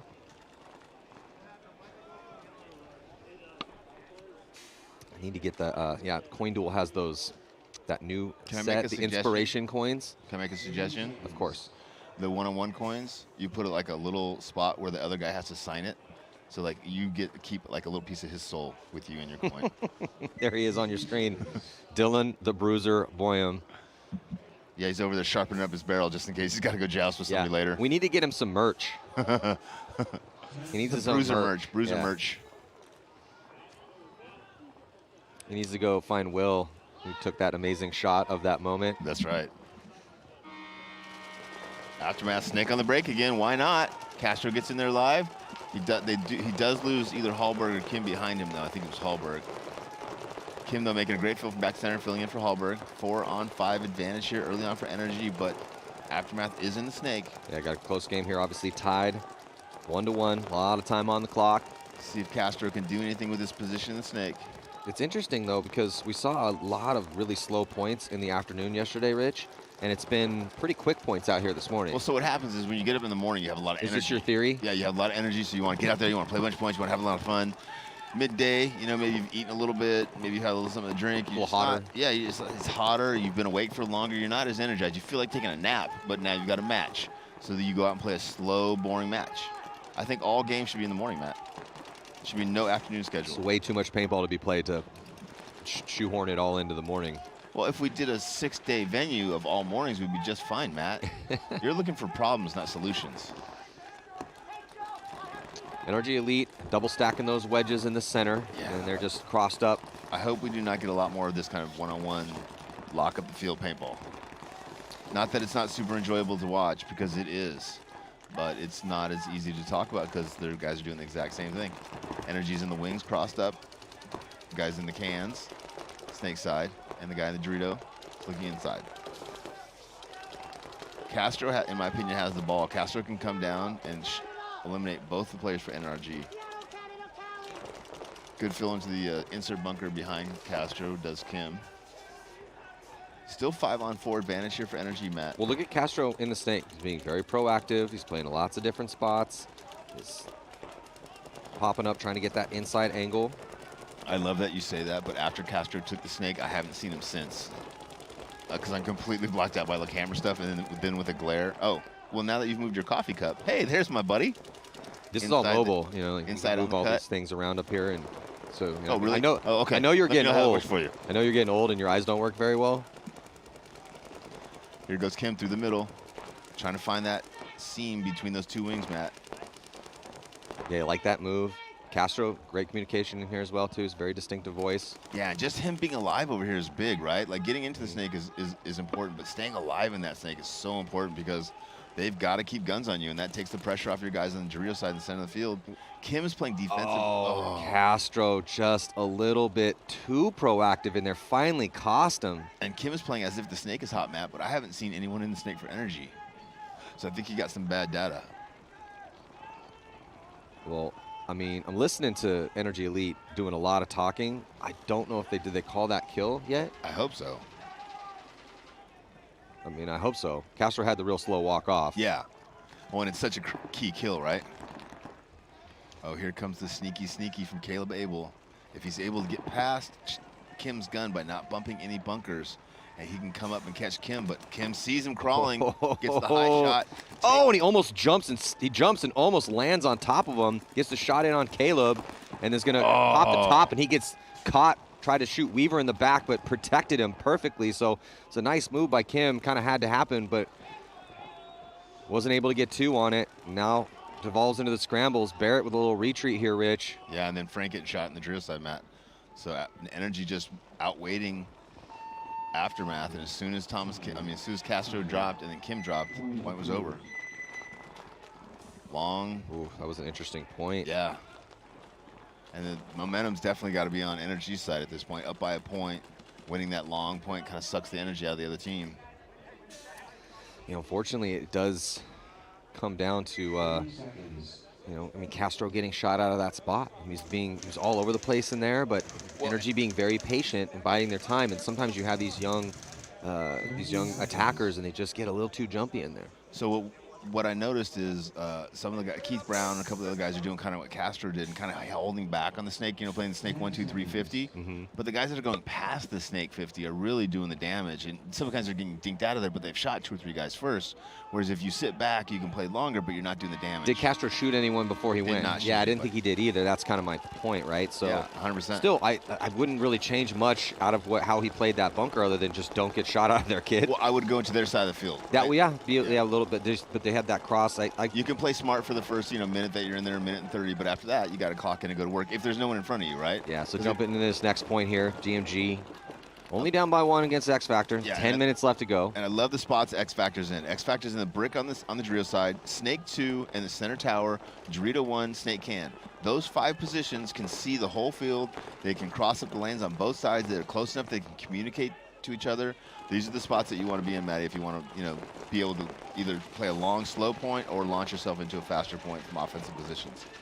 Well, this year we have seen X Factor be very patient and play a lot of smart moments with their skill and experience level of kind of suckering people into traps and controlling lanes. They're one of the best at it. And they played 10-minute long point at the last event. Yeah, it's definitely their strong suit. Agent Assassin now filling from the corner into Snake 2. Bill Bonacci looking inside, looking to engage with the cross gunfight. X Factor releases. Parrish drops the hammer, but gonna get a major though. So Parrish very quick over there on the run through. Unfortunately, he does draw a red. That pulls 2 bodies off. Billy sees the red and he tries to attack, but not much that Billy could do in that situation. I like that. Hey man, Billy looks over, sees the red, sees everyone dying, and knows that he might as well just roll the dice and see if we can make something happen. He does run into a gun that does tie it up though. Parrish did the old Mare Island there. When you get shot, you just go. Yeah. And you make the ref chase you down. When he chases you down, if the hit's there, you're in trouble, and the hit was still there. Going to be a tie game, and we're in the pits now with X Factor. One of the Snake legends, Billy Bernaccia. Going to be having a baby soon. So buttery smooth, and he hasn't even gained any weight. Yeah. I mean, he hasn't got fat. A lot of guys when they get pregnant. It's not fair. Still looks like he's 25. God, Billy, he's making the rest of us look bad. We need him to grow his beard out so we can see the gray. Yeah, he'll just dye that like he dyes his hair. Here we go, Aftermath right, NRG on the left. Momentum shifted a little bit towards towards Energy here, excuse me. Energy's playing a long, slow, methodical point here. Or match, I should say. Gotten good positions last point, and then just locked down that field. They do lose their first player, Dorito side attacker, as Joe Barrett releases to the 50 on the Dorito side. Energy loses Dennis, and he's been playing really well for him. It's one of the big parts of that starting 5. Joe Barrett locked into a gunfight, cross to cross. Caleb Abel is in the snake corner, asking for a paint check, and has been eliminated. Looks like Aftermath is going to win this point as Austin walks out of the back center. It's a good set, Rich. Yeah, only 2 players left alive right now for Energy. Aftermath still hasn't gotten in the snake. Oh, Barrett battling into maybe a trade as I think Weaver's coming off right now for Energy Elite. Yeah, here comes Thomas Kim into the snake. Only 1 Energy player left alive. He's over in the Dorito 1, shooting cross. See there an Eye in the Skies. Time is limited here as Aftermath converging. Try to get those angles, and life going to be limited for that D1 player. Looks like he is going to get shot. It's going to be a tie ball game right now with 6:20, probably about 6:10 by the time this one's over. Yeah, 2 good games here, Rich. Yeah, no kidding. Thank you, Paintball Guys. We greatly appreciate it. Thumbs up. Point is good. Thomas Kim with that buzzer hit. got us a good match here, 2-2, man. 6 minutes left. Now Energy is probably not going to be able to sit back and play defensively. They're going to play a little more offensively, maybe take a risk over here snake side. In the pits with Aftermath. No Mike Kim in here. He's taking a break. There's Thomas Kim. New coach Wayne Woodruff. There on the right-hand side, there's Frank Antetomaso. Frank's been doing a good job of getting up to that Dorito side, just has not been able to go all the way through yet. And the new snake player, Castro. Castro's playing really, really well. And I like that combo with him and Kim over there. So Castro should be able to just go up, free flow, get up, do as much damage as he can, and let Kim come in and clean it up for him. X Factor starting with only 3 players here, Maddie, because of the penalty. They lose one on the break, so they've got 2 players now. TJ is in the Dorito 1, and they have an attacker in Dorito 4, but both players for X Factor on the Dorito side of the field. Oh, but DMG drawing a penalty in a 5-on-2. Oh, that is turning it into a 3-on-2. It's 2-2. You have time. You're winning this point. Now it goes from a 5-on-2 to a 2-on-2, Matt.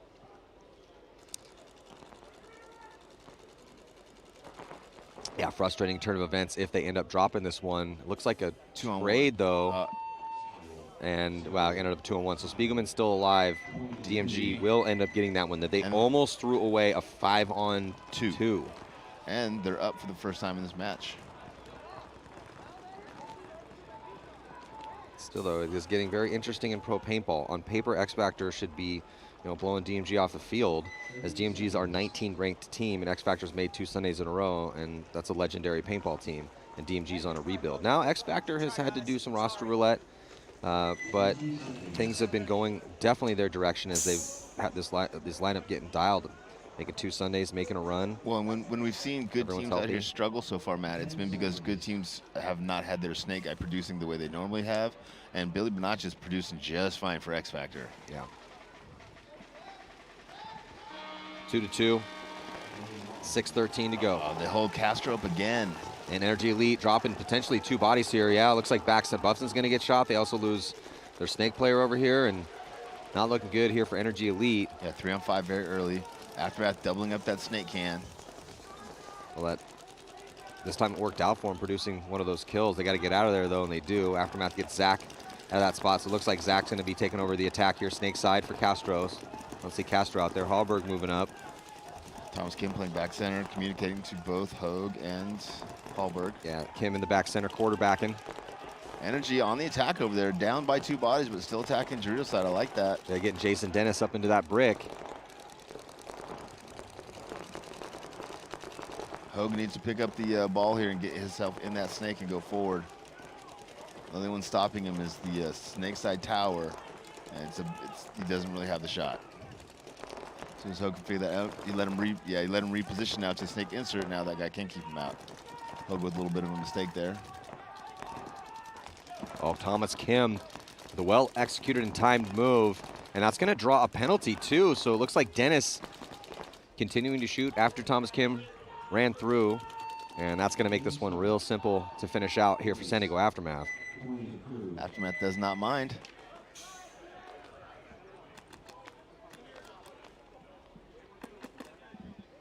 Burning some clock off, taking a lead. Aftermath looking, look, Energy Elite went undefeated yesterday, so they're no slouches, and they've made it to, they made a good run at event number 2, as making it all the way to 4th place. But this is a really good fight. But Aftermath, when they're playing offense, is looking pretty good. For sure. Yeah, when Aftermath wins the breakout or when Castro goes through the snake, they're looking really good. Yeah. Now, X Factor. We saw some upsets yesterday. DMG defeats X Factor. Definitely be an upset. They're down by 1. Not a ton of time left here in this one. Actually, no, take that back. Still a ton of time left in this one. 8-10. That's quite a bit of time, man. We could see 5 more points in this one, Rich. DMJ early in the snake. Cole Roberts a little slow to fill up the center. Got to get up there before the snake gets established. He does get up to that center wing. First look snake side, now switches to D side. He's got someone right behind him, but taking the X Factor, taking the walk. First attacker D side, now losing Billy Bernacci over here. So X Factor down to just 3 players left alive. DMG dropping 1. 4-on-3 advantage, DMG. This is a big moment for DMG. They could put up another point here, take a 2-point lead would be pretty massive. Obviously want to burn as much clock off as possible. Billy Bernacci coming off, barrel in his hand. Yeah, and hopper open, barrel in his hand. And Parrish also taking the walk too. So 2 of the attackers dead here for X Factor. And you see Gonzalez in a really good spot here for DMG. He's going to get past the 50. That's what they need to do. On the X Factor side. Colt Roberts calls Snake, so he is right where he's at. Gonzalez has got to watch the cross shot from Colt Roberts. Oh, and Colt Roberts gets shot. Yeah, I mean, Colt was in a tough position, right? Yep. He's about to get pinched. Had attackers he was looking at on both sides of the field. Had to basically pick one way to look and pop the top. So another solid point here for DMG. Yeah, DMG looking good, up by 2 here with 7 minutes left. Well, again, they need it, man. Sitting down at 19th place. And New York Extreme went undefeated yesterday. So it would be massive for DMG if they could win 2 games today, find a way to make it in to Sunday. It's still a bit of a tall order. They need every point they possibly can get. Yeah, I was talking to Shane and Terrence yesterday. I said, I want you guys to both know, like, personally, I love you guys. And as NorCal guys, I love you guys, but I really hope you suck. We need you guys to suck more than we've sucked, so we're not the last place team. Well, let's listen in here. We got the Bruiser Boyum talking to his brother. Hey, guys. 10 seconds. Hey, boys, there's a lot of time. Take your deep breath. Slow it down. Yeah, that's what they need to hear. There's a lot of time. They need to slow it down. They still need to play offense, That's why though. I say he's a renaissance man, because he's not just a bruiser. He's also the calm, cool, collective voice in the pit. Aftermath loving that double the can up on Snake side again. Yeah, winning that one-on-one, winning the standoff. We got the camera in the pits. I feel like Dylan Boyum's going to be getting a lot more paintball famous this weekend. He's elevated. Joe Barrett moving up to the center tower, Dorito side, shooting Snake side. Oh, Austin again taking the early walk from the back center. Austin's been playing that back center for too long. It's a transitional bunker. You shoot out of the break and you get out of there immediately. And I feel like he's good at that normally, though, right? He normally is. And he normally plays one of the towers outside of the back center, not necessarily the back center. So I don't know if he's just playing out of position or if he's just getting stuck there. Buffton has been, you know, he's one of those guys that is in the right place at the right time a lot. So, yeah, I agree with you. I don't want somebody that is that crucial of a member, you know, that 2, that 3 that can filter in to be spending too much time in the back center. Just too far out of play. Point slowed down a little bit here. Yeah, well, there's a lot at stake, right? So it's 340 or 350 left as you have Aftermath with a 1-point lead, and they're just trying to burn clock, shoot their guns. I would like them to see it take a couple more spots, and I would really like to see Aftermath get out of doubling that can, because, again, that works about 50% of the time if people stay in there for too long. So they are going to get out of there and get out wide. Nice job by Hallberg. Yeah, and what happens, Matt, is they bounce it off the Snake insert bunker, and it just bounces into the edge of that can, and you just can't live there.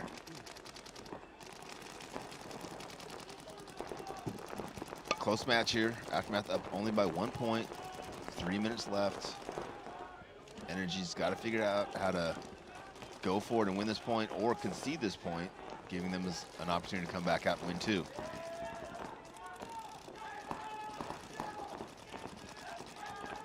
NRG losing another player. Coming through, shooting out Weaver as well, too. So nice couple moves. Up in the center for Thomas. Kim, little 2-pack for Thomas, looked like. 2 points in a row. He's gone through and cleared out the middle. Now it's getting real hard to live in that can for the NRG player.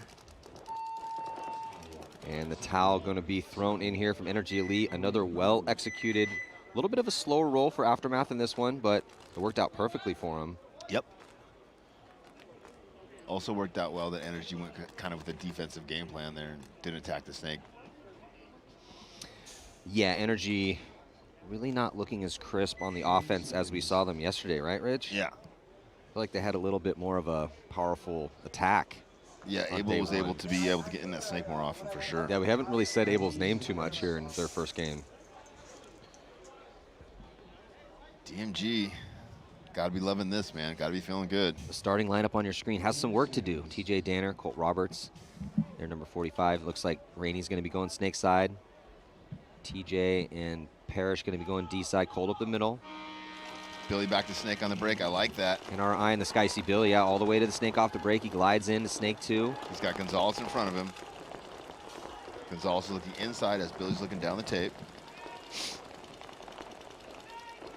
Looks like DMG losing their first attacker on Dorito's side. Well, Tyler Panilio back into the snake, though, here for DMG. And now they do lose a body. Emilio's looking inside for that snake one cut. Got Billy Bernacci in front of him.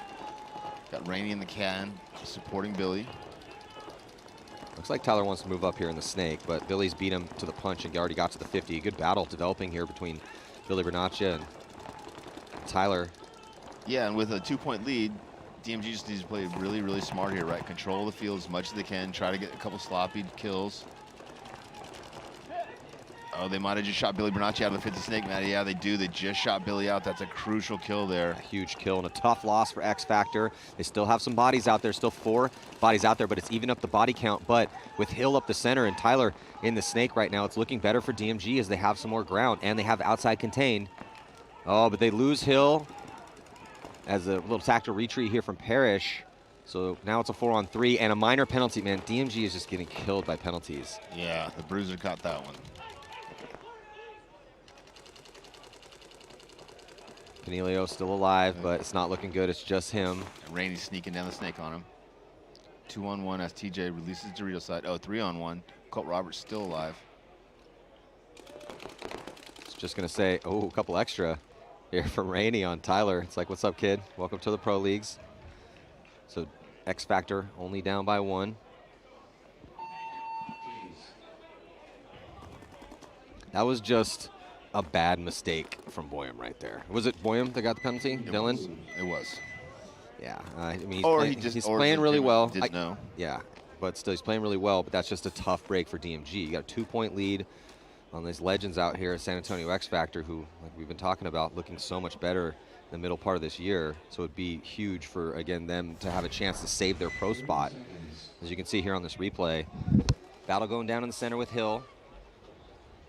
And just gets that beautiful inside-out shot, but then extends and ends up getting taken out, begging for a penalty, not going to get it, comes off shaking his head. He felt like he put a ball on one of those 3 players there for X Factor, and we're back in the pits with X Factor. Coach Ryan Brand on the clipboard.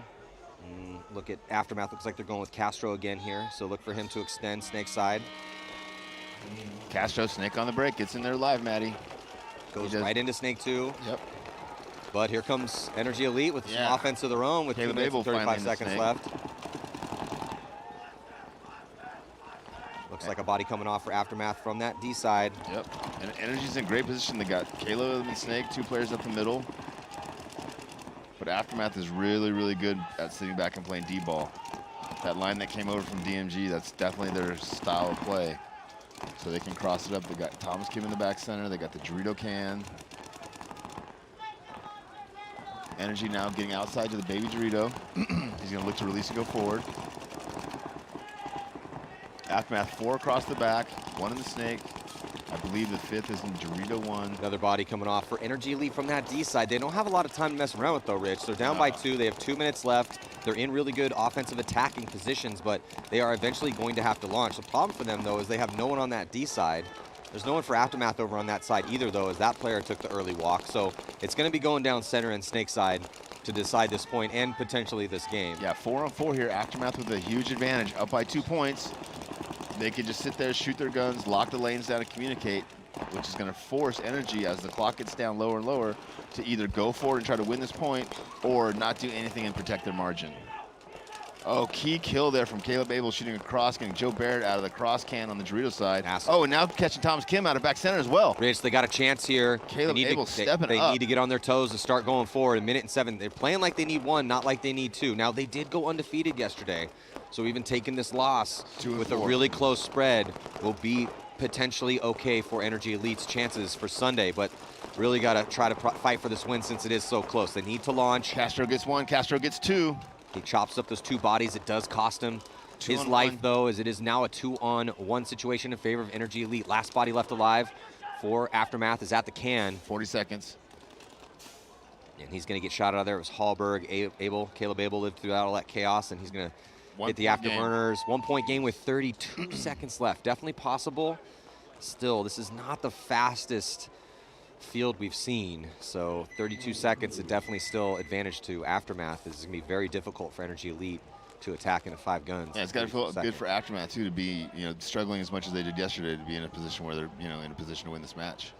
Got to feel like, okay, hey, we figured some stuff out. We are good at paintball still. We just need to do, a few different things. Ride Castro, etc. 30 seconds. Everyone have that in your mind. Cheeseburger. In the pits with Energy Elite. 30 seconds.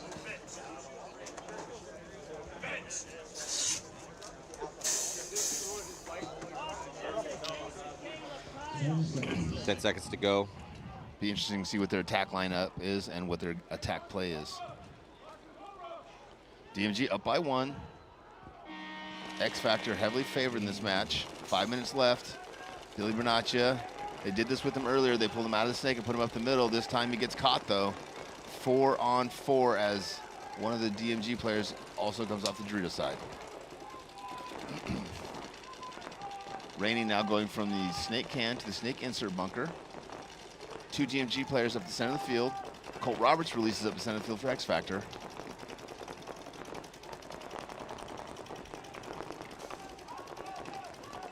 William moves up to the tower, Dorito side. He's going to lock down that snake side, try to keep Rainey from getting into that snake.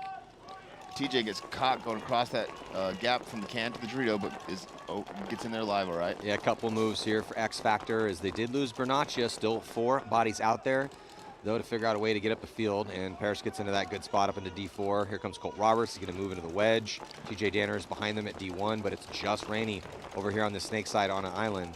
Yeah, 4 minutes left in this match, so lots of time. But X Factor down, so they got to apply the gas. Rainey would love to get in the snake, but also knows he's the only one on this side of the field, and if he's eliminated, it's going to really put X Factor at a big disadvantage. So although he'd like to go in that snake, he's really got to just stay alive. That's what Matt means by playing on the island. Yeah, if you're the only body on one side, we call that the island, and you cannot die, because if you die, it puts your teammates in a really bad spot. We call that selfish island.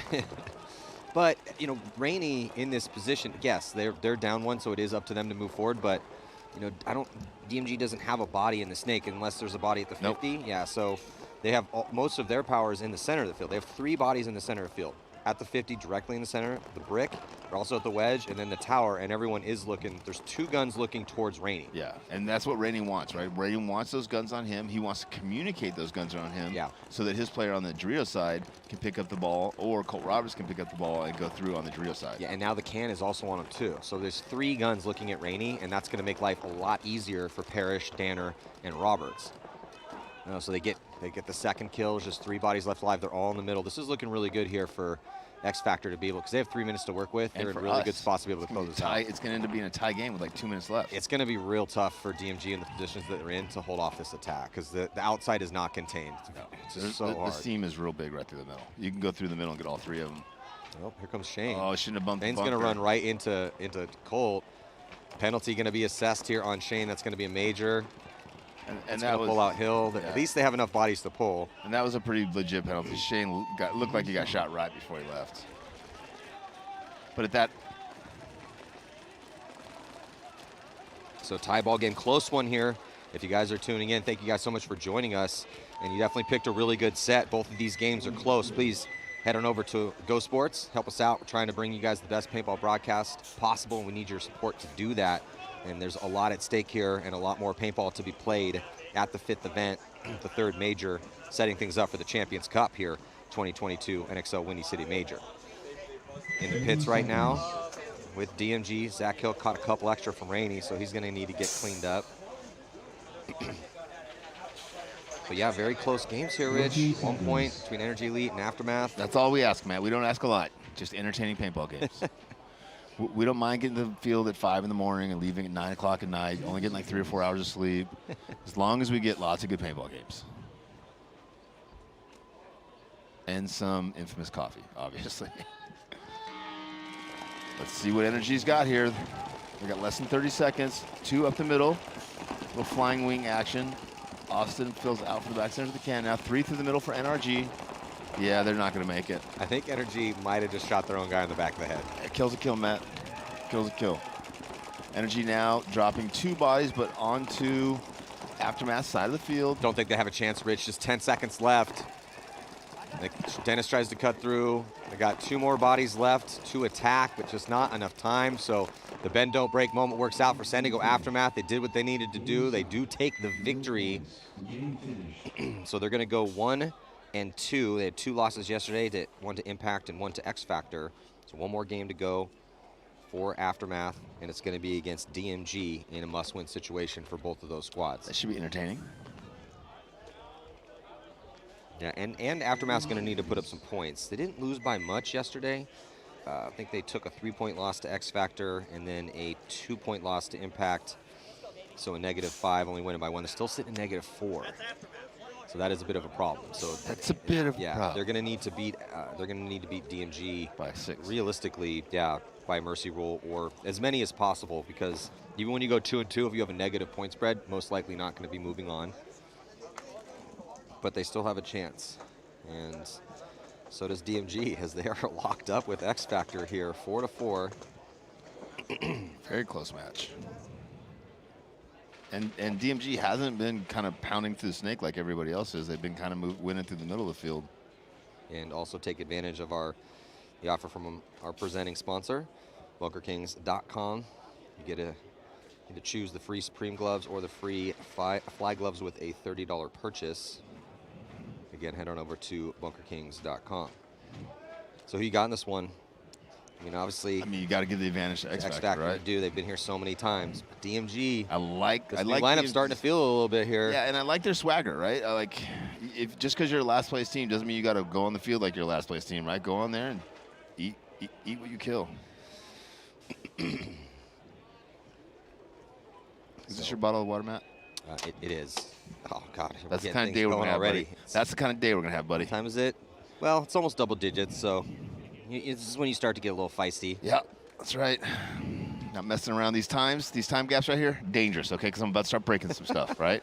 I need to watch some paintball. Still not on my cough drops, drinking my water. You got cough drops? No, I ran out. I ate them all. I feel like you're holding out on me. So it looks like we've had quite a bit of controversy here in 2 sets. Yeah, also our commissioners. Our commissioner found out that the booth is air conditioned, so is watching every point he can from the air conditioning. Enjoy, Jason. Enjoy.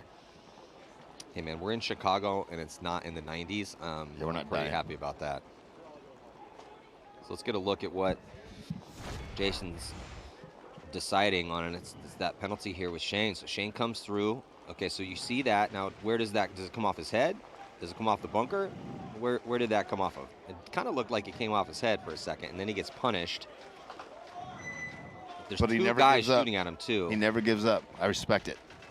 I mean, right there, that kind of looks like the spray is coming off of his head. But as we all know, head hits are really hard to feel, so he just probably didn't feel it. But I mean, yeah, he's got the guy right in front of him. I could see it's just kind of tough, but yeah, typically you're going to get majors in that situation. Typically. Not always. Sometimes they'll just go bang, bang, play. The key is to shoot the ref first, so when he flinches, he can't see what actually happened at the beginning of the... Yeah, it's just tough because you got to come in there and see something that should give you enough evidence to overturn. Yeah, it's almost impossible because you almost have to have 2 cameras at 2 opposing angles, right, to be able to see. And that's such a wide shot. Yeah, actually, guys, in the booth, if you could get on that, if we could get 360 shots on every player on the field, that would be amazing. Thank you. So that's what we're kind of waiting for here. It looks like they are going to get the clock running. Give it X Factor a few more seconds to figure out their final game plan. Ryan runs off the field. 20 seconds. Grabs a brush. There we go. Yep, hair's perfect. And 1 more brush. Yeah, hair's perfect. DMG's out there just waiting to hear what's going on. DMG, I count 4 bodies out there, Matt? Looks like 4. Yep. And that's probably what he was trying to review, is if they had to start with 4 or 5. Well, it's a massive moment, right? If they're in a very similar situation if you were tuning into that last set with New York Extreme. Every single point and every win is huge for DMG because they've had a hard time winning any. Could be career ending. Yeah. DMG dropping 1, so 3-on-5 advantage here for X Factor in this also crucial point, Matt. What do you think about DMG conceding this, Matt? They might need to. 5 on 3. I mean, there's less than 2 minutes. Only 2 minutes left alive. It's 5 on 3, and on paper, yeah. I mean, if this goes a couple more seconds and no one moves, or if no one moves for DMG, well, I mean, Boyum's rolling dice. The Bruiser up there trying to find a way to get through this line, but if he can't produce a kill in the next couple seconds, they're going to be forced to concede because it's just going to put him in a tough spot. But again, with the 1:30, you can still have a normal play. You don't have to get crazy quite yet, but we're at that moment. I think they need to concede the points, 5 on 2. It's tough to concede the potential winning point, but it does make sense because then you go back to 5 on 5 and you still have 1:25 to work with to tie it back up to take it to overtime. Whereas if X Factor does it properly, they're just going to win this one as slow as possible, but still win it and then take the win. Yeah, see, Boyum's coming off like, hey, can we concede the point, please? They should have conceded the point, like you said, the second it went to 3 on 5. I agree with you, Once Matt. it was 3 on 5, because now it's the same exact situation. So they're down 1, and now instead of having 2:10 to work with, now they have 1:20 to work with. And what's the chance in a 4 on 4 match, 5 on 3, that X Factor is just going to get up and run down the field sloppy and feed you bodies? Almost a 0%. Very little chance of that happening. So just concede that point, give your guys a fresh start, and start over. I've learned a lot about the buzzer just from Ryan. I used to be like, oh, he's way too quick, made me analyze more and more. And I'm like, no, more and more. I agree, man. Start with 5. It's tough because you do want to give your guys a chance, but you also want to give your team the best team first high percentage chance of actually prevailing with a win given the situation. So, but yeah, it's just a tough situation right now. Currently, though, is DMG.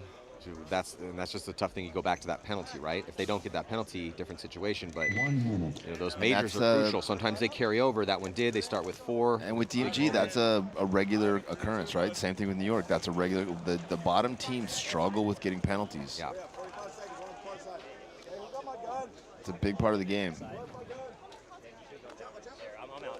And we're not talking about cheating. We're talking about penalties. Big difference. Yeah. And there's Shane Howe 35 seconds. on the screen. 30 seconds. 30 seconds. 30 seconds. 30 seconds. We are. Bruiser taking the field. Yeah. With DMG Gerber, with looks only like. 3 out there so far. Hustling the last 2 bodies out. Yeah, Spiegelman going out as well, too. And it looks like, even though they have a pretty deep roster here, again, that X Factor's just been rolling mostly with this starting 5. It's TJ Danner, LJ Parrish, Colt Roberts, Rainey Stanzik, and Billy Renaccia. Haven't really seen too much deviation from that starting 5. No.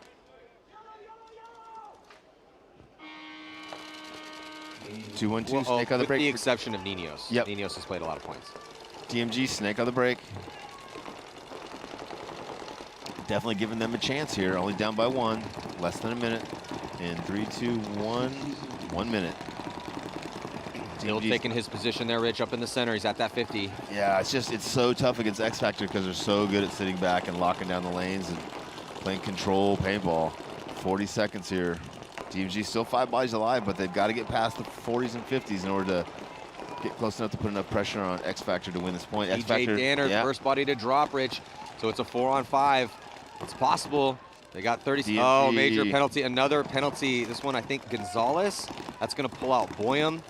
And then here comes a couple bodies, though. Hill shoots a couple. 2 on 2, Matt. They got a chance, though. X Factor just needs to tighten up for 22 seconds. Billy's still alive. Billy almost gets 2 on 1, caught, Spiegelman. though. Spiegelman, 2 on 1. So it's just Spiegelman. Parrish is going to run all the way up and completely have Spiegelman side. And Parrish is going to get the final kill to put the nail in the coffin in this one. And he's going to run in to make sure he gets that point. Great heads-up play by LJ Parrish to put that 6 point on the board, give him a little extra cushion. Man, penalties just absolutely crushing the dreams for DMG out here today.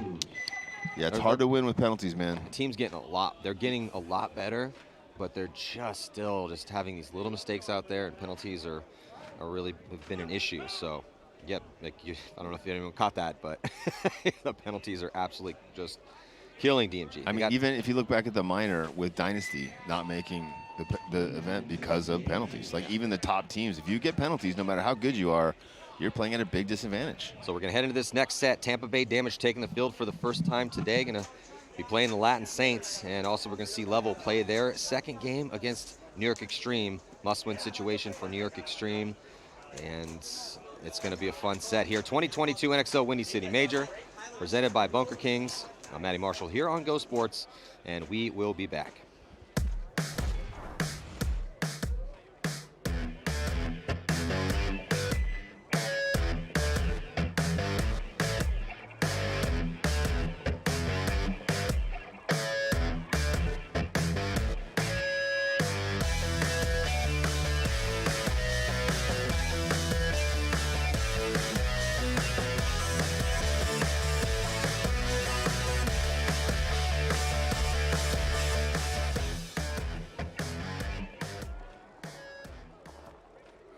Clear, blue, and red. Don't waste your money on expensive lock lids that fail over time, and stop losing costly paint and kill shot opportunities on the field because you trusted in a cheap budget pod.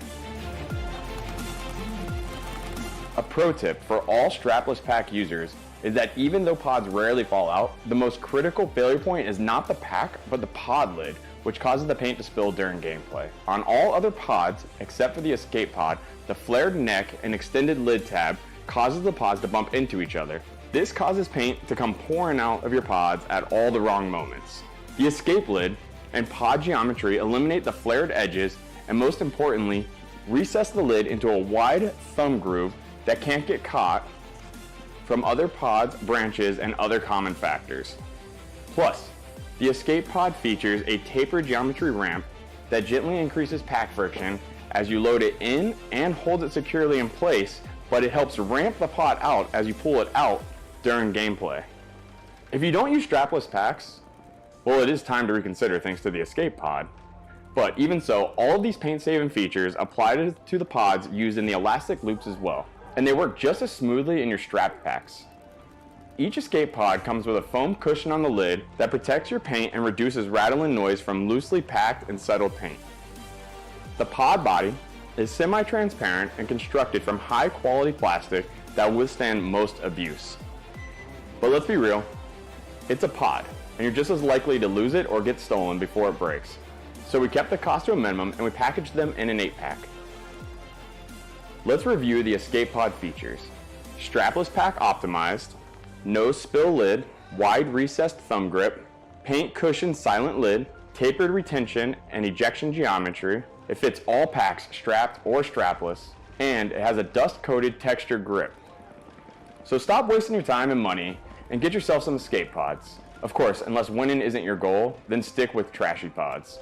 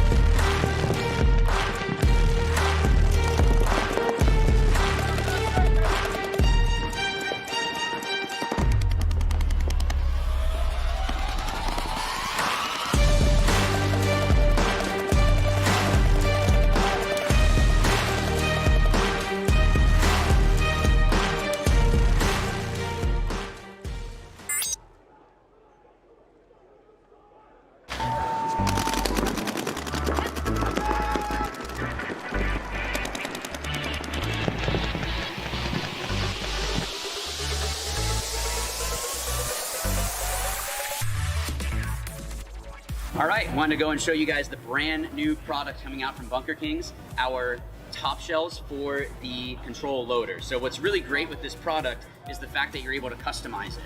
So the loader is already fantastic. It's super balanced, super light, what's great with this product is that now you can customize it even more. You're able to adjust your loader to change the capacity size to make it where it's going to fit your play style as well as to the player or the play style that the field is going to dictate. So let's actually go ahead and open it up. Another really cool thing with this is just the fact that there are 2 different case options. So you have a larger case and a smaller case. So I can show you, got the smaller one right here. It's gonna fit a couple of those shells, but this one's gonna be the big daddy. This is the one that's gonna give you all of your options. It's like having a full insert kit for your barrel. So that way you're able to use whatever it is that you need to. So using the actual control loader, you have that spot there. Then you have a 20, plus 40, plus 60, and plus 80 to be able to adjust accordingly to whatever it is that you need on the field. And depending on what position you play on the field, maybe you need to shoot more, hold the lane, being able to support those front guys, using that plus 80, you're gonna be able to shoot nonstop for a long time. Maybe you just need that little bit of extra space, so you only wanna use the plus 20 or plus 40. Maybe you want something kind of in between, use a plus 40, plus 60. You're able to adjust it to whatever it is that your game is going to dictate. Super simple, you just pop it off just like if you were swapping out the batteries or cleaning out your control loader, flip it back on. It still uses the same system, so that way you're able to swap out with the enter speed feed, so that way you can swap it out super simple. They also come with a rain lid, so even if you just wanted to use that as like another top shell, so you can swap it out even simpler. It's really up to you. That's what's great. It's modular. You're able to do whatever it is that you need to. So again, this is going to be the full kit, plus 20, 40, 60, 80. There's a smaller kit. You can buy them individually. So the smaller case, you're able to have just a little bit smaller of option. So the great thing with the case as well is that it's not only going to be great for, of course, protecting your loader and all of your new top shells. It is lined in here with very soft lining. It's going to have a good cushion to it, so it's going to protect everything inside there. But you also have a zipper at the top, so you can put in, maybe you want to put in your Allen keys, or you want to put in some other tools, or an O-ring kit, whatever the case may be. You also have your top section here, so since it is padded, you don't have to worry about maybe your batteries getting scratched, whether it be swabs or whatever the case may be. You can put a lot of extra things in here just to consolidate even more inside of the case. And just to show you the difference with the different sizes of the case themselves, so we have the smaller case here. Go ahead and open that up for you. So you have a couple different slots. You can of course put your control loader and a couple top shells in there. Another great thing is that these are able to be moved around, so you can adjust depending on the size of the top shell that you have. And of course, you have another zippered opening inside here that is padded as well. So again, putting your Allen keys, batteries, whatever it is that you might need.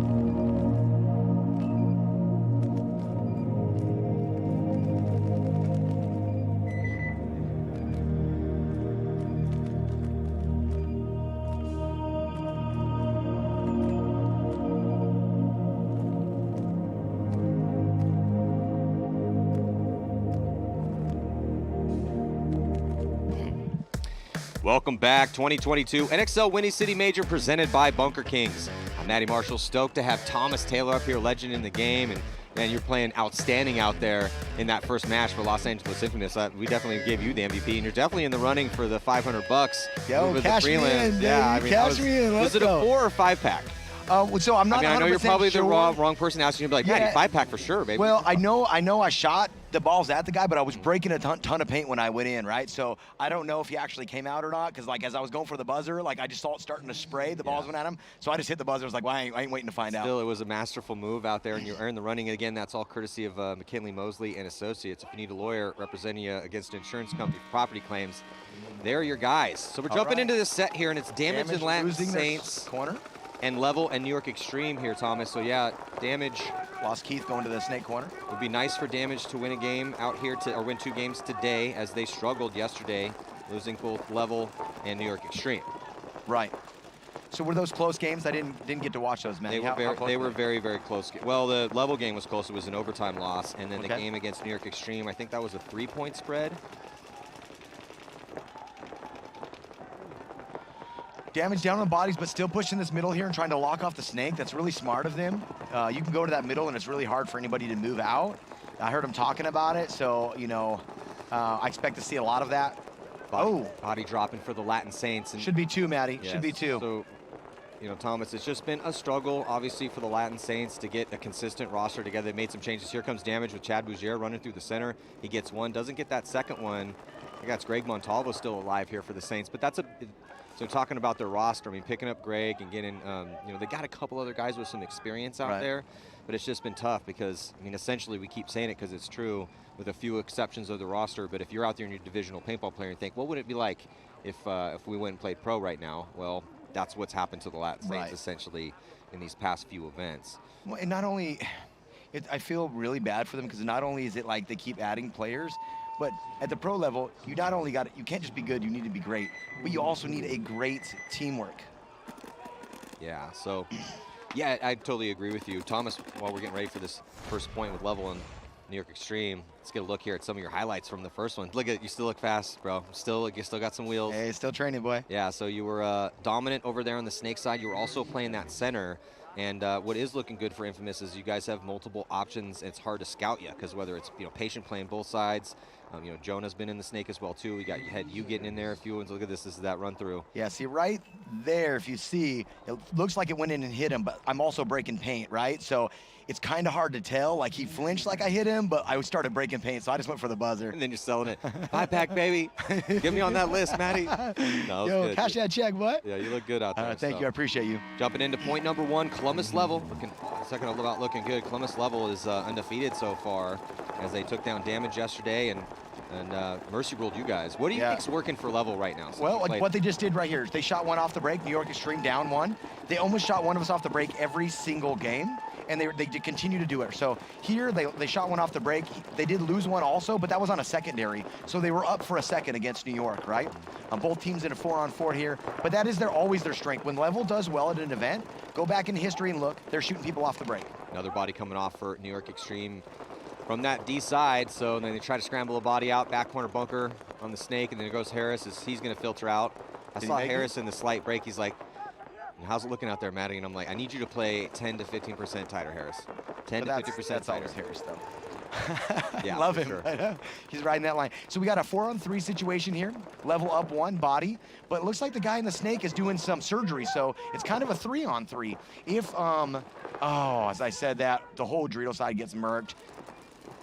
One through in the Level center. player. The Level trying to take out CJ Cantor. So Cantor had made a good move to get into snake too, but unfortunately for CJ, he lost both Hussein and Taylor over on that D side. So not much that Cantor could do in that situation. So yeah, even though that Danny Schonauer doing surgery still in snake 1. Right. He pops up and yeah, that's bad timing deaths on New York there. I mean, they don't know that they're, you know, it's technically a 3-on-3, but with CJ just going into the snake there, chill for a second. Going forward, you know, when you're down on bodies technically, right? It maybe not the right move. Well, I mean, he made it in there clean. The problem was the survivability on the D side. Right. But the issue is, you know, where there was no, Level wasn't feeling much pressure in the center. Right. And so that allowed him to get in positions to get those kills on the D side. But that's, you know, we're talking about what is good about Level. So, yeah, I mean, when they first started making a name for themselves, and it's one of the reasons, you know, he's an all-star now, Danny Schonauer will be playing in the all-star game for Level, but when you're looking at how good some of their second attackers are, so, you know, Matt Askren, he's very consistent. When Lemon's in there, him as well, too, playing in that middle. Sam Silberg, as the first attacker on the D side, he's relentless. Relentless. Yeah, and so the fact that you have, you know, Danny or Politi on the snake side, and one of the best things about Level right now too is that they have Weber as the second attacker on that snake side, staying very close, and he's there Mr. Consistent. Like Cody's your guys Mr. Consistent. Same with Callie. He, you know, very rarely dying. And they're staying very close. Even when they lose one, then he fills right in. I mean, that has been very good for them, right? Because you don't have to play catch up all the way from the cans. And we were using the metaphor. It's like when you're in a boxing match. Or any sort of physical altercation, and somebody's, you know, they got a great stiff jab, a great overhand right, and a left hook that can connect. It's just, if you're on there, and they're being very proactive with their punches. That's what it's like to play Level when they're on. Right now, jumping here, Tampa Bay Damage, up by 1 over Saints. And Damage, again, they went 0-2 yesterday, so they need to blow out the Saints. They need a mercy rule win here against the Saints. Both teams started 5-on-5 here, but Saints doubled up that can, and I do not like that move, because if you're doubled up there, you get pinched out. They lost one, and now look at Damage just attacking through the middle, chopping them up. You know, I get why Saints didn't go wide because they didn't make it, but doubling the can I don't think is the move, man. I mean, it's just really hard to get out of there. Yeah, doubling up that can, I feel like it's 50-50 based on, because yesterday afternoon is, looks like maybe Chad might have caught one. I don't think it's going to matter, though, as damage pretty solid across the board. Good full court press there, and yeah, killed everyone for the Saints. It's going to be another quick point here for damage. But yeah, people started really doubling up the can towards the snake side yesterday afternoon quite a bit. Okay. It can work. Again, more as a transition, get that extra gun out there safe, right? But do not spend much time there. Well, and that's just and real that's quick. the thing. And when people do spend time there, that's when it becomes maybe 50-50. Sometimes it will work out enough, and they'll be able to work out of it and get to a better position a little bit later. But then the other half the time, sometimes we're losing both those dudes. Both. So it's just, I agree. Again, it's a very risky situation. It feels safe, and it can be, but that's also kind of a treacherous position too. Yeah, I mean, if you shoot the wide guy, it's not as bad, right? Also, if you leave that tower open and it gets ugly, you have somewhere to go. In this particular play, the Saints went to the tower also. So there's nowhere for the cans to go. Yeah. They basically got to win a gunfight, and that's not, I mean. Well, it's just been tough for the Saints, right? Because if you look at their roster, so Greg's a pro because he came up with the ML Kings. And the rest of these guys are all ranked D2. Now, we've seen Kerrigan, who's pretty legit out there and seems to be getting a lot of spins, but he's also ranked D2. They have Craig Martin and Pedro that are ranked D1. But most of the bulk of their roster is ranked D2, and they also have one D4 player on the squad too.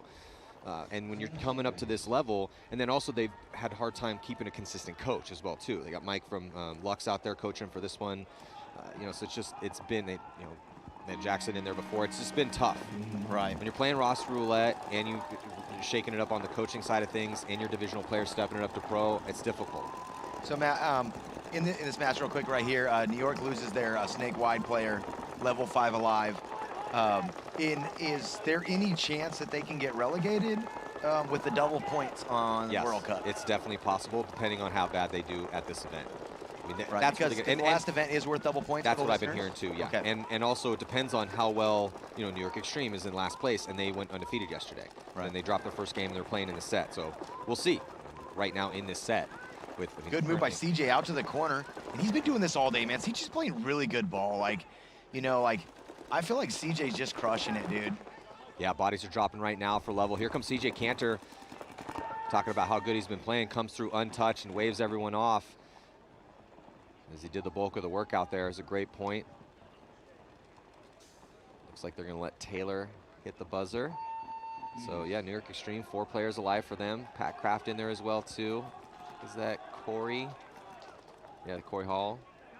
We got ourselves. Jerry, I think it was Jerry Caro. Was it Jerry Carl? Yeah, it looked like Jerry. Wait. Yeah, that was Jerry. Yeah. Yeah. So yeah, CJ's one of those guys. He gets some love, but I don't think he gets enough. Like just how consistent he is, and he can play multiple positions. He can tack. He can shoot. He can go up the middle. He's not your he's not your Chad George athlete, right? And he's not your Cody Bat guy, but he is the nice, fine middle, right? He does a little bit of all of it. He's been improving. I mean, he's been on some lower-ranked teams, and took his beating like a soldier, willing to get better, right? And then he just keeps getting better every year, more consistent. And that's, again, one of the great things about this game is that you don't have to be tiny and fast and super athletic to be really, really good at paintball. I mean, there's constantly, every year, and throughout the entire history of the game, there's been all shapes and sizes of guys that are incredibly good at this game. And yeah, CJ's been a big part of the lineup for New York Extreme. So both teams 5 alive, but Saints losing their first attacker on up the middle on the Dorito side. And then going right in, did he get hit or is clean? Because I think he shot the cross tower, Matt. I don't know where we're at in the camera angle here. If you're looking over there, the 50 snake brick ran up there and shot the cross tower, so great for him. Looks like they sat Keith Brown and gave Silos a spin. Going to be losing a body here for the Saints, so even though it was initially looking decent for them, they throw that body away on the D side, and they don't have anyone else out there, Thomas, it looks like, to help them out. Yeah, they got that tower across. Right now, they're hoping just to catch someone slipping, right? Like, if this, say the brick can shoot the snake guy, or they're really hoping just for someone to make a bad move at this point. But instead, coming right through, and Chad's going to be doing this, I feel like. Yeah, Chad Bougere, master out there at the read and react, and he still has that burst speed. So he came up to me right before I walked up the stairs. He's like, "So, we doing this next match? I'm like, there ain't no other way to do it, baby. Because we played them last match, so Yeah. he's ready. He's ready for a fight. Wow, let's go, baby. Yeah, it's gonna be He's a good. baller, man. Yeah, he is. So Damage now putting up 3. Saints there, honestly, I really loved their breakout. This time they released out of the towers because they went double can. They released out of the tower so the can had somewhere to go, and he was able to fill into the tower really quick. But the cross tower filled in there, just kind of standing up, like, they're missing the little things. Dive in there. Well, Make it like it's your last bunker. And also, they lose the body off the D side out of his spot. That means no, and there's no one over there to help out, no one to get in position. So now you have Chad in the center feeling no pressure from that side at all, so he can pop the top, look at where everyone's at, and make a big move. Right. So it's just, again, there's just a lot going on for the Latin Saints. And it does all start with trying to get your 5 guys out alive, trying to shoot as many bodies as you possibly can, and then what do you do once you get those guys out alive? You can't be having those deaths where it's just you have one body on the D side, and then you have no one to fill it, and then there's no offense over on the other side of the field, because if you lose one side, you have to have offense on that other side. Right. Absolutely. All right, here we go. Tie game. Both teams, big guns. New York going right up to that Dorito corner and up into the brick on the Dorito side, and then quick up the middle. And they did this to us a lot. This is like one of their best plays, truly. They get right up in there. They don't risk too much. That Dorito corner is kind of a risk, but not as much of a risk as you would think. They shoot Level's Dorito corner, so now they're up 5-on-4. Yeah, Chase taking the walk here for Level. Really going to help things out, as there doesn't look like they have any attackers. Yeah, so no one over there on that D side currently here for Level. We just saw this in that last point for the Saints. And on the flip side, New York Extreme has 2 bodies, and then also pushing a body in that center. Looking good for Extreme here, Thomas. Yeah, this is good. I mean, they've got full court press going on right now. And, they're playing it smart. They're not jumping into the snake because they know Level's on the cross. They don't really need to. You know what I'm saying? Like, they don't. Yeah. And good zone control. Oh, okay. I thought that they missed him. I'm like, that would be a mistake. Good zone control here for New York Extreme as they get a shot on Danny Schonauer. New York now in a 5-on-3, controlling that mid line. And now Taylor tries to get up to the 50. Looked like he might have caught a ball for a second, but able to make it clean. Carl's over there with him. He caught a ball. Yeah, I know, right? I saw something in there. I didn't see anything break, though. No, yeah, it just could have come off the bunker right there. Tennessee gets... Now we got ourselves a 5-on-1. Look for this guy get wrecked. Oh, he just got shot in the back of the head by his own teammate. New York Extreme looking pretty good in that one. Lots of pressure. New York Extreme rolling those guns nicely, and just dinked out that first body on the D side, and then just took over the attack. Much more proactive out there for New York Extreme. And again, when we were talking about what's been good for Level, so you see a pumped up Pat Kraft there on your screen. Yep. But what's been working for Level is that they're typically the more proactive team. And yeah, the wind just came out of their sails a little bit in that one. Well, yeah, I mean, they usually get that first kill, but then they're like bam, bam, bam, bam, bam up the field. This time it looked like they were trying to do that Dorito push, but they lost their Dorito corner, and no one really recouped from that. You know, it wasn't like, well, who's the next guy if we lose that guy, right? You got to have that, okay, well, someone else can make a move. You don't have to sit there, right? Yeah. Here we go. Tampa Bay up 3-0. Saints losing 1 off the break, maybe 2. Maddie, nope, they're calling him clean. Yeah, Tampa Bay getting a kill here early, and also getting to the 50-yard line with, I believe, Horn on that D side real fast. And he's going to get himself 2. Well, Horn's got at least 2 right now. Yeah. 3 bodies total have walked off. Here comes Chad Bougier threading up the field to help out Horn. Dan Holliday's going to get in here as well, too. Press. Yeah, everybody's shooting at him. I think he just got shot by 3 guys. Silos Cortez into the snake. Hey, that guy got one. He got one. Damage really looks strong right now, and they also look like a team that's won a tournament this year that went 0-2 day 1 and wants to make a statement to everyone. Like, hey, okay, we had a bad day, but we're looking for 2 Mercy Roll wins here.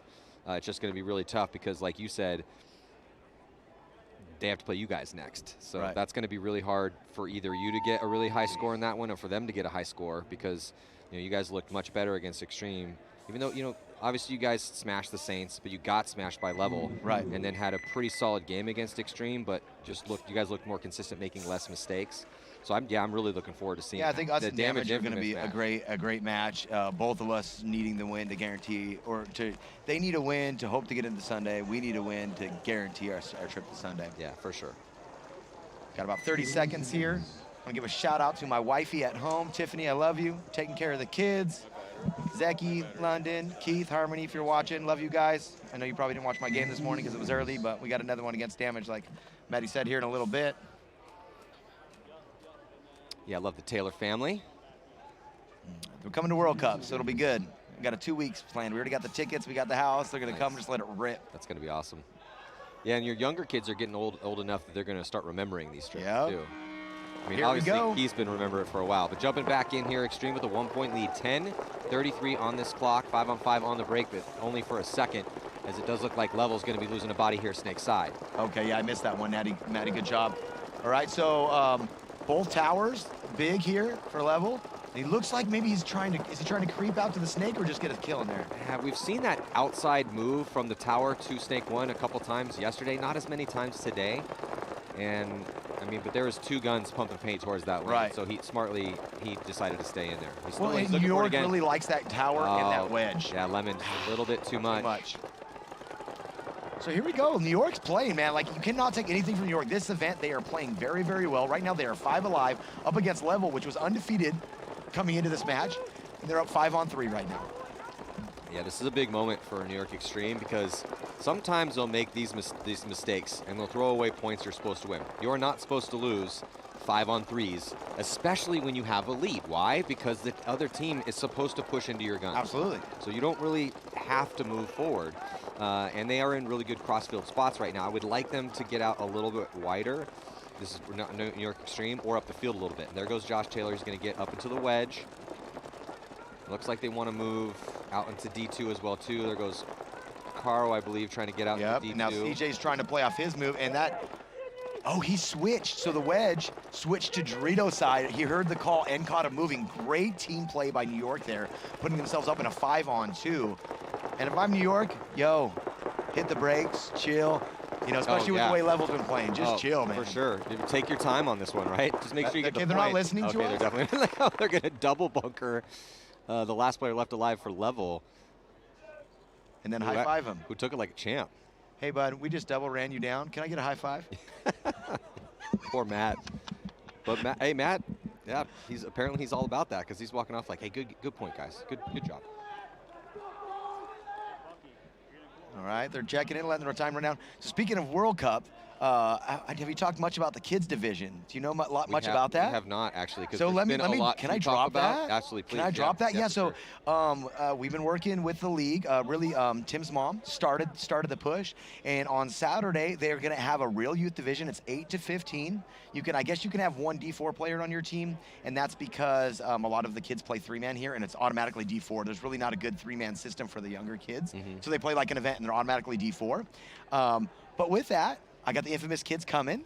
So Keith, is his first year playing like 68 and a couple of his buddies. Yeah, and he's been really into it too, right? Dude, this is his thing. He said he's not playing basketball this year. He's not playing soccer. He's not doing any of these sports. He just wants to play paintball. So we got the Infamous kids line coming. I went around and got like 1 or 2 kids from each of the local teams so we can represent the Northwest. And dude, it's just really cool. Where can people get more information about that? Yeah, so right now there's not a lot online, unfortunately. If you have questions, message me, and I can put you with the right thing if you're trying to get a kids team in. I know there's a few spots left, and these have to be beginners. This is a beginners thing. It's a Young Guns event, but super excited, and I get to watch my boy play at World Cup while I'm playing, bro. Dude, that's awesome. Finally, right? Right? Yeah. All these years. Yeah, I remember. Now I can't retire. I got to go another 5. Well, Tom, so he can take my spot, again, right? you're in the running for move of the prelims. You obviously still got it. We just can't let you retire yet. Shh, you gotta tell him I'm old and slow. Old and slow, Matty.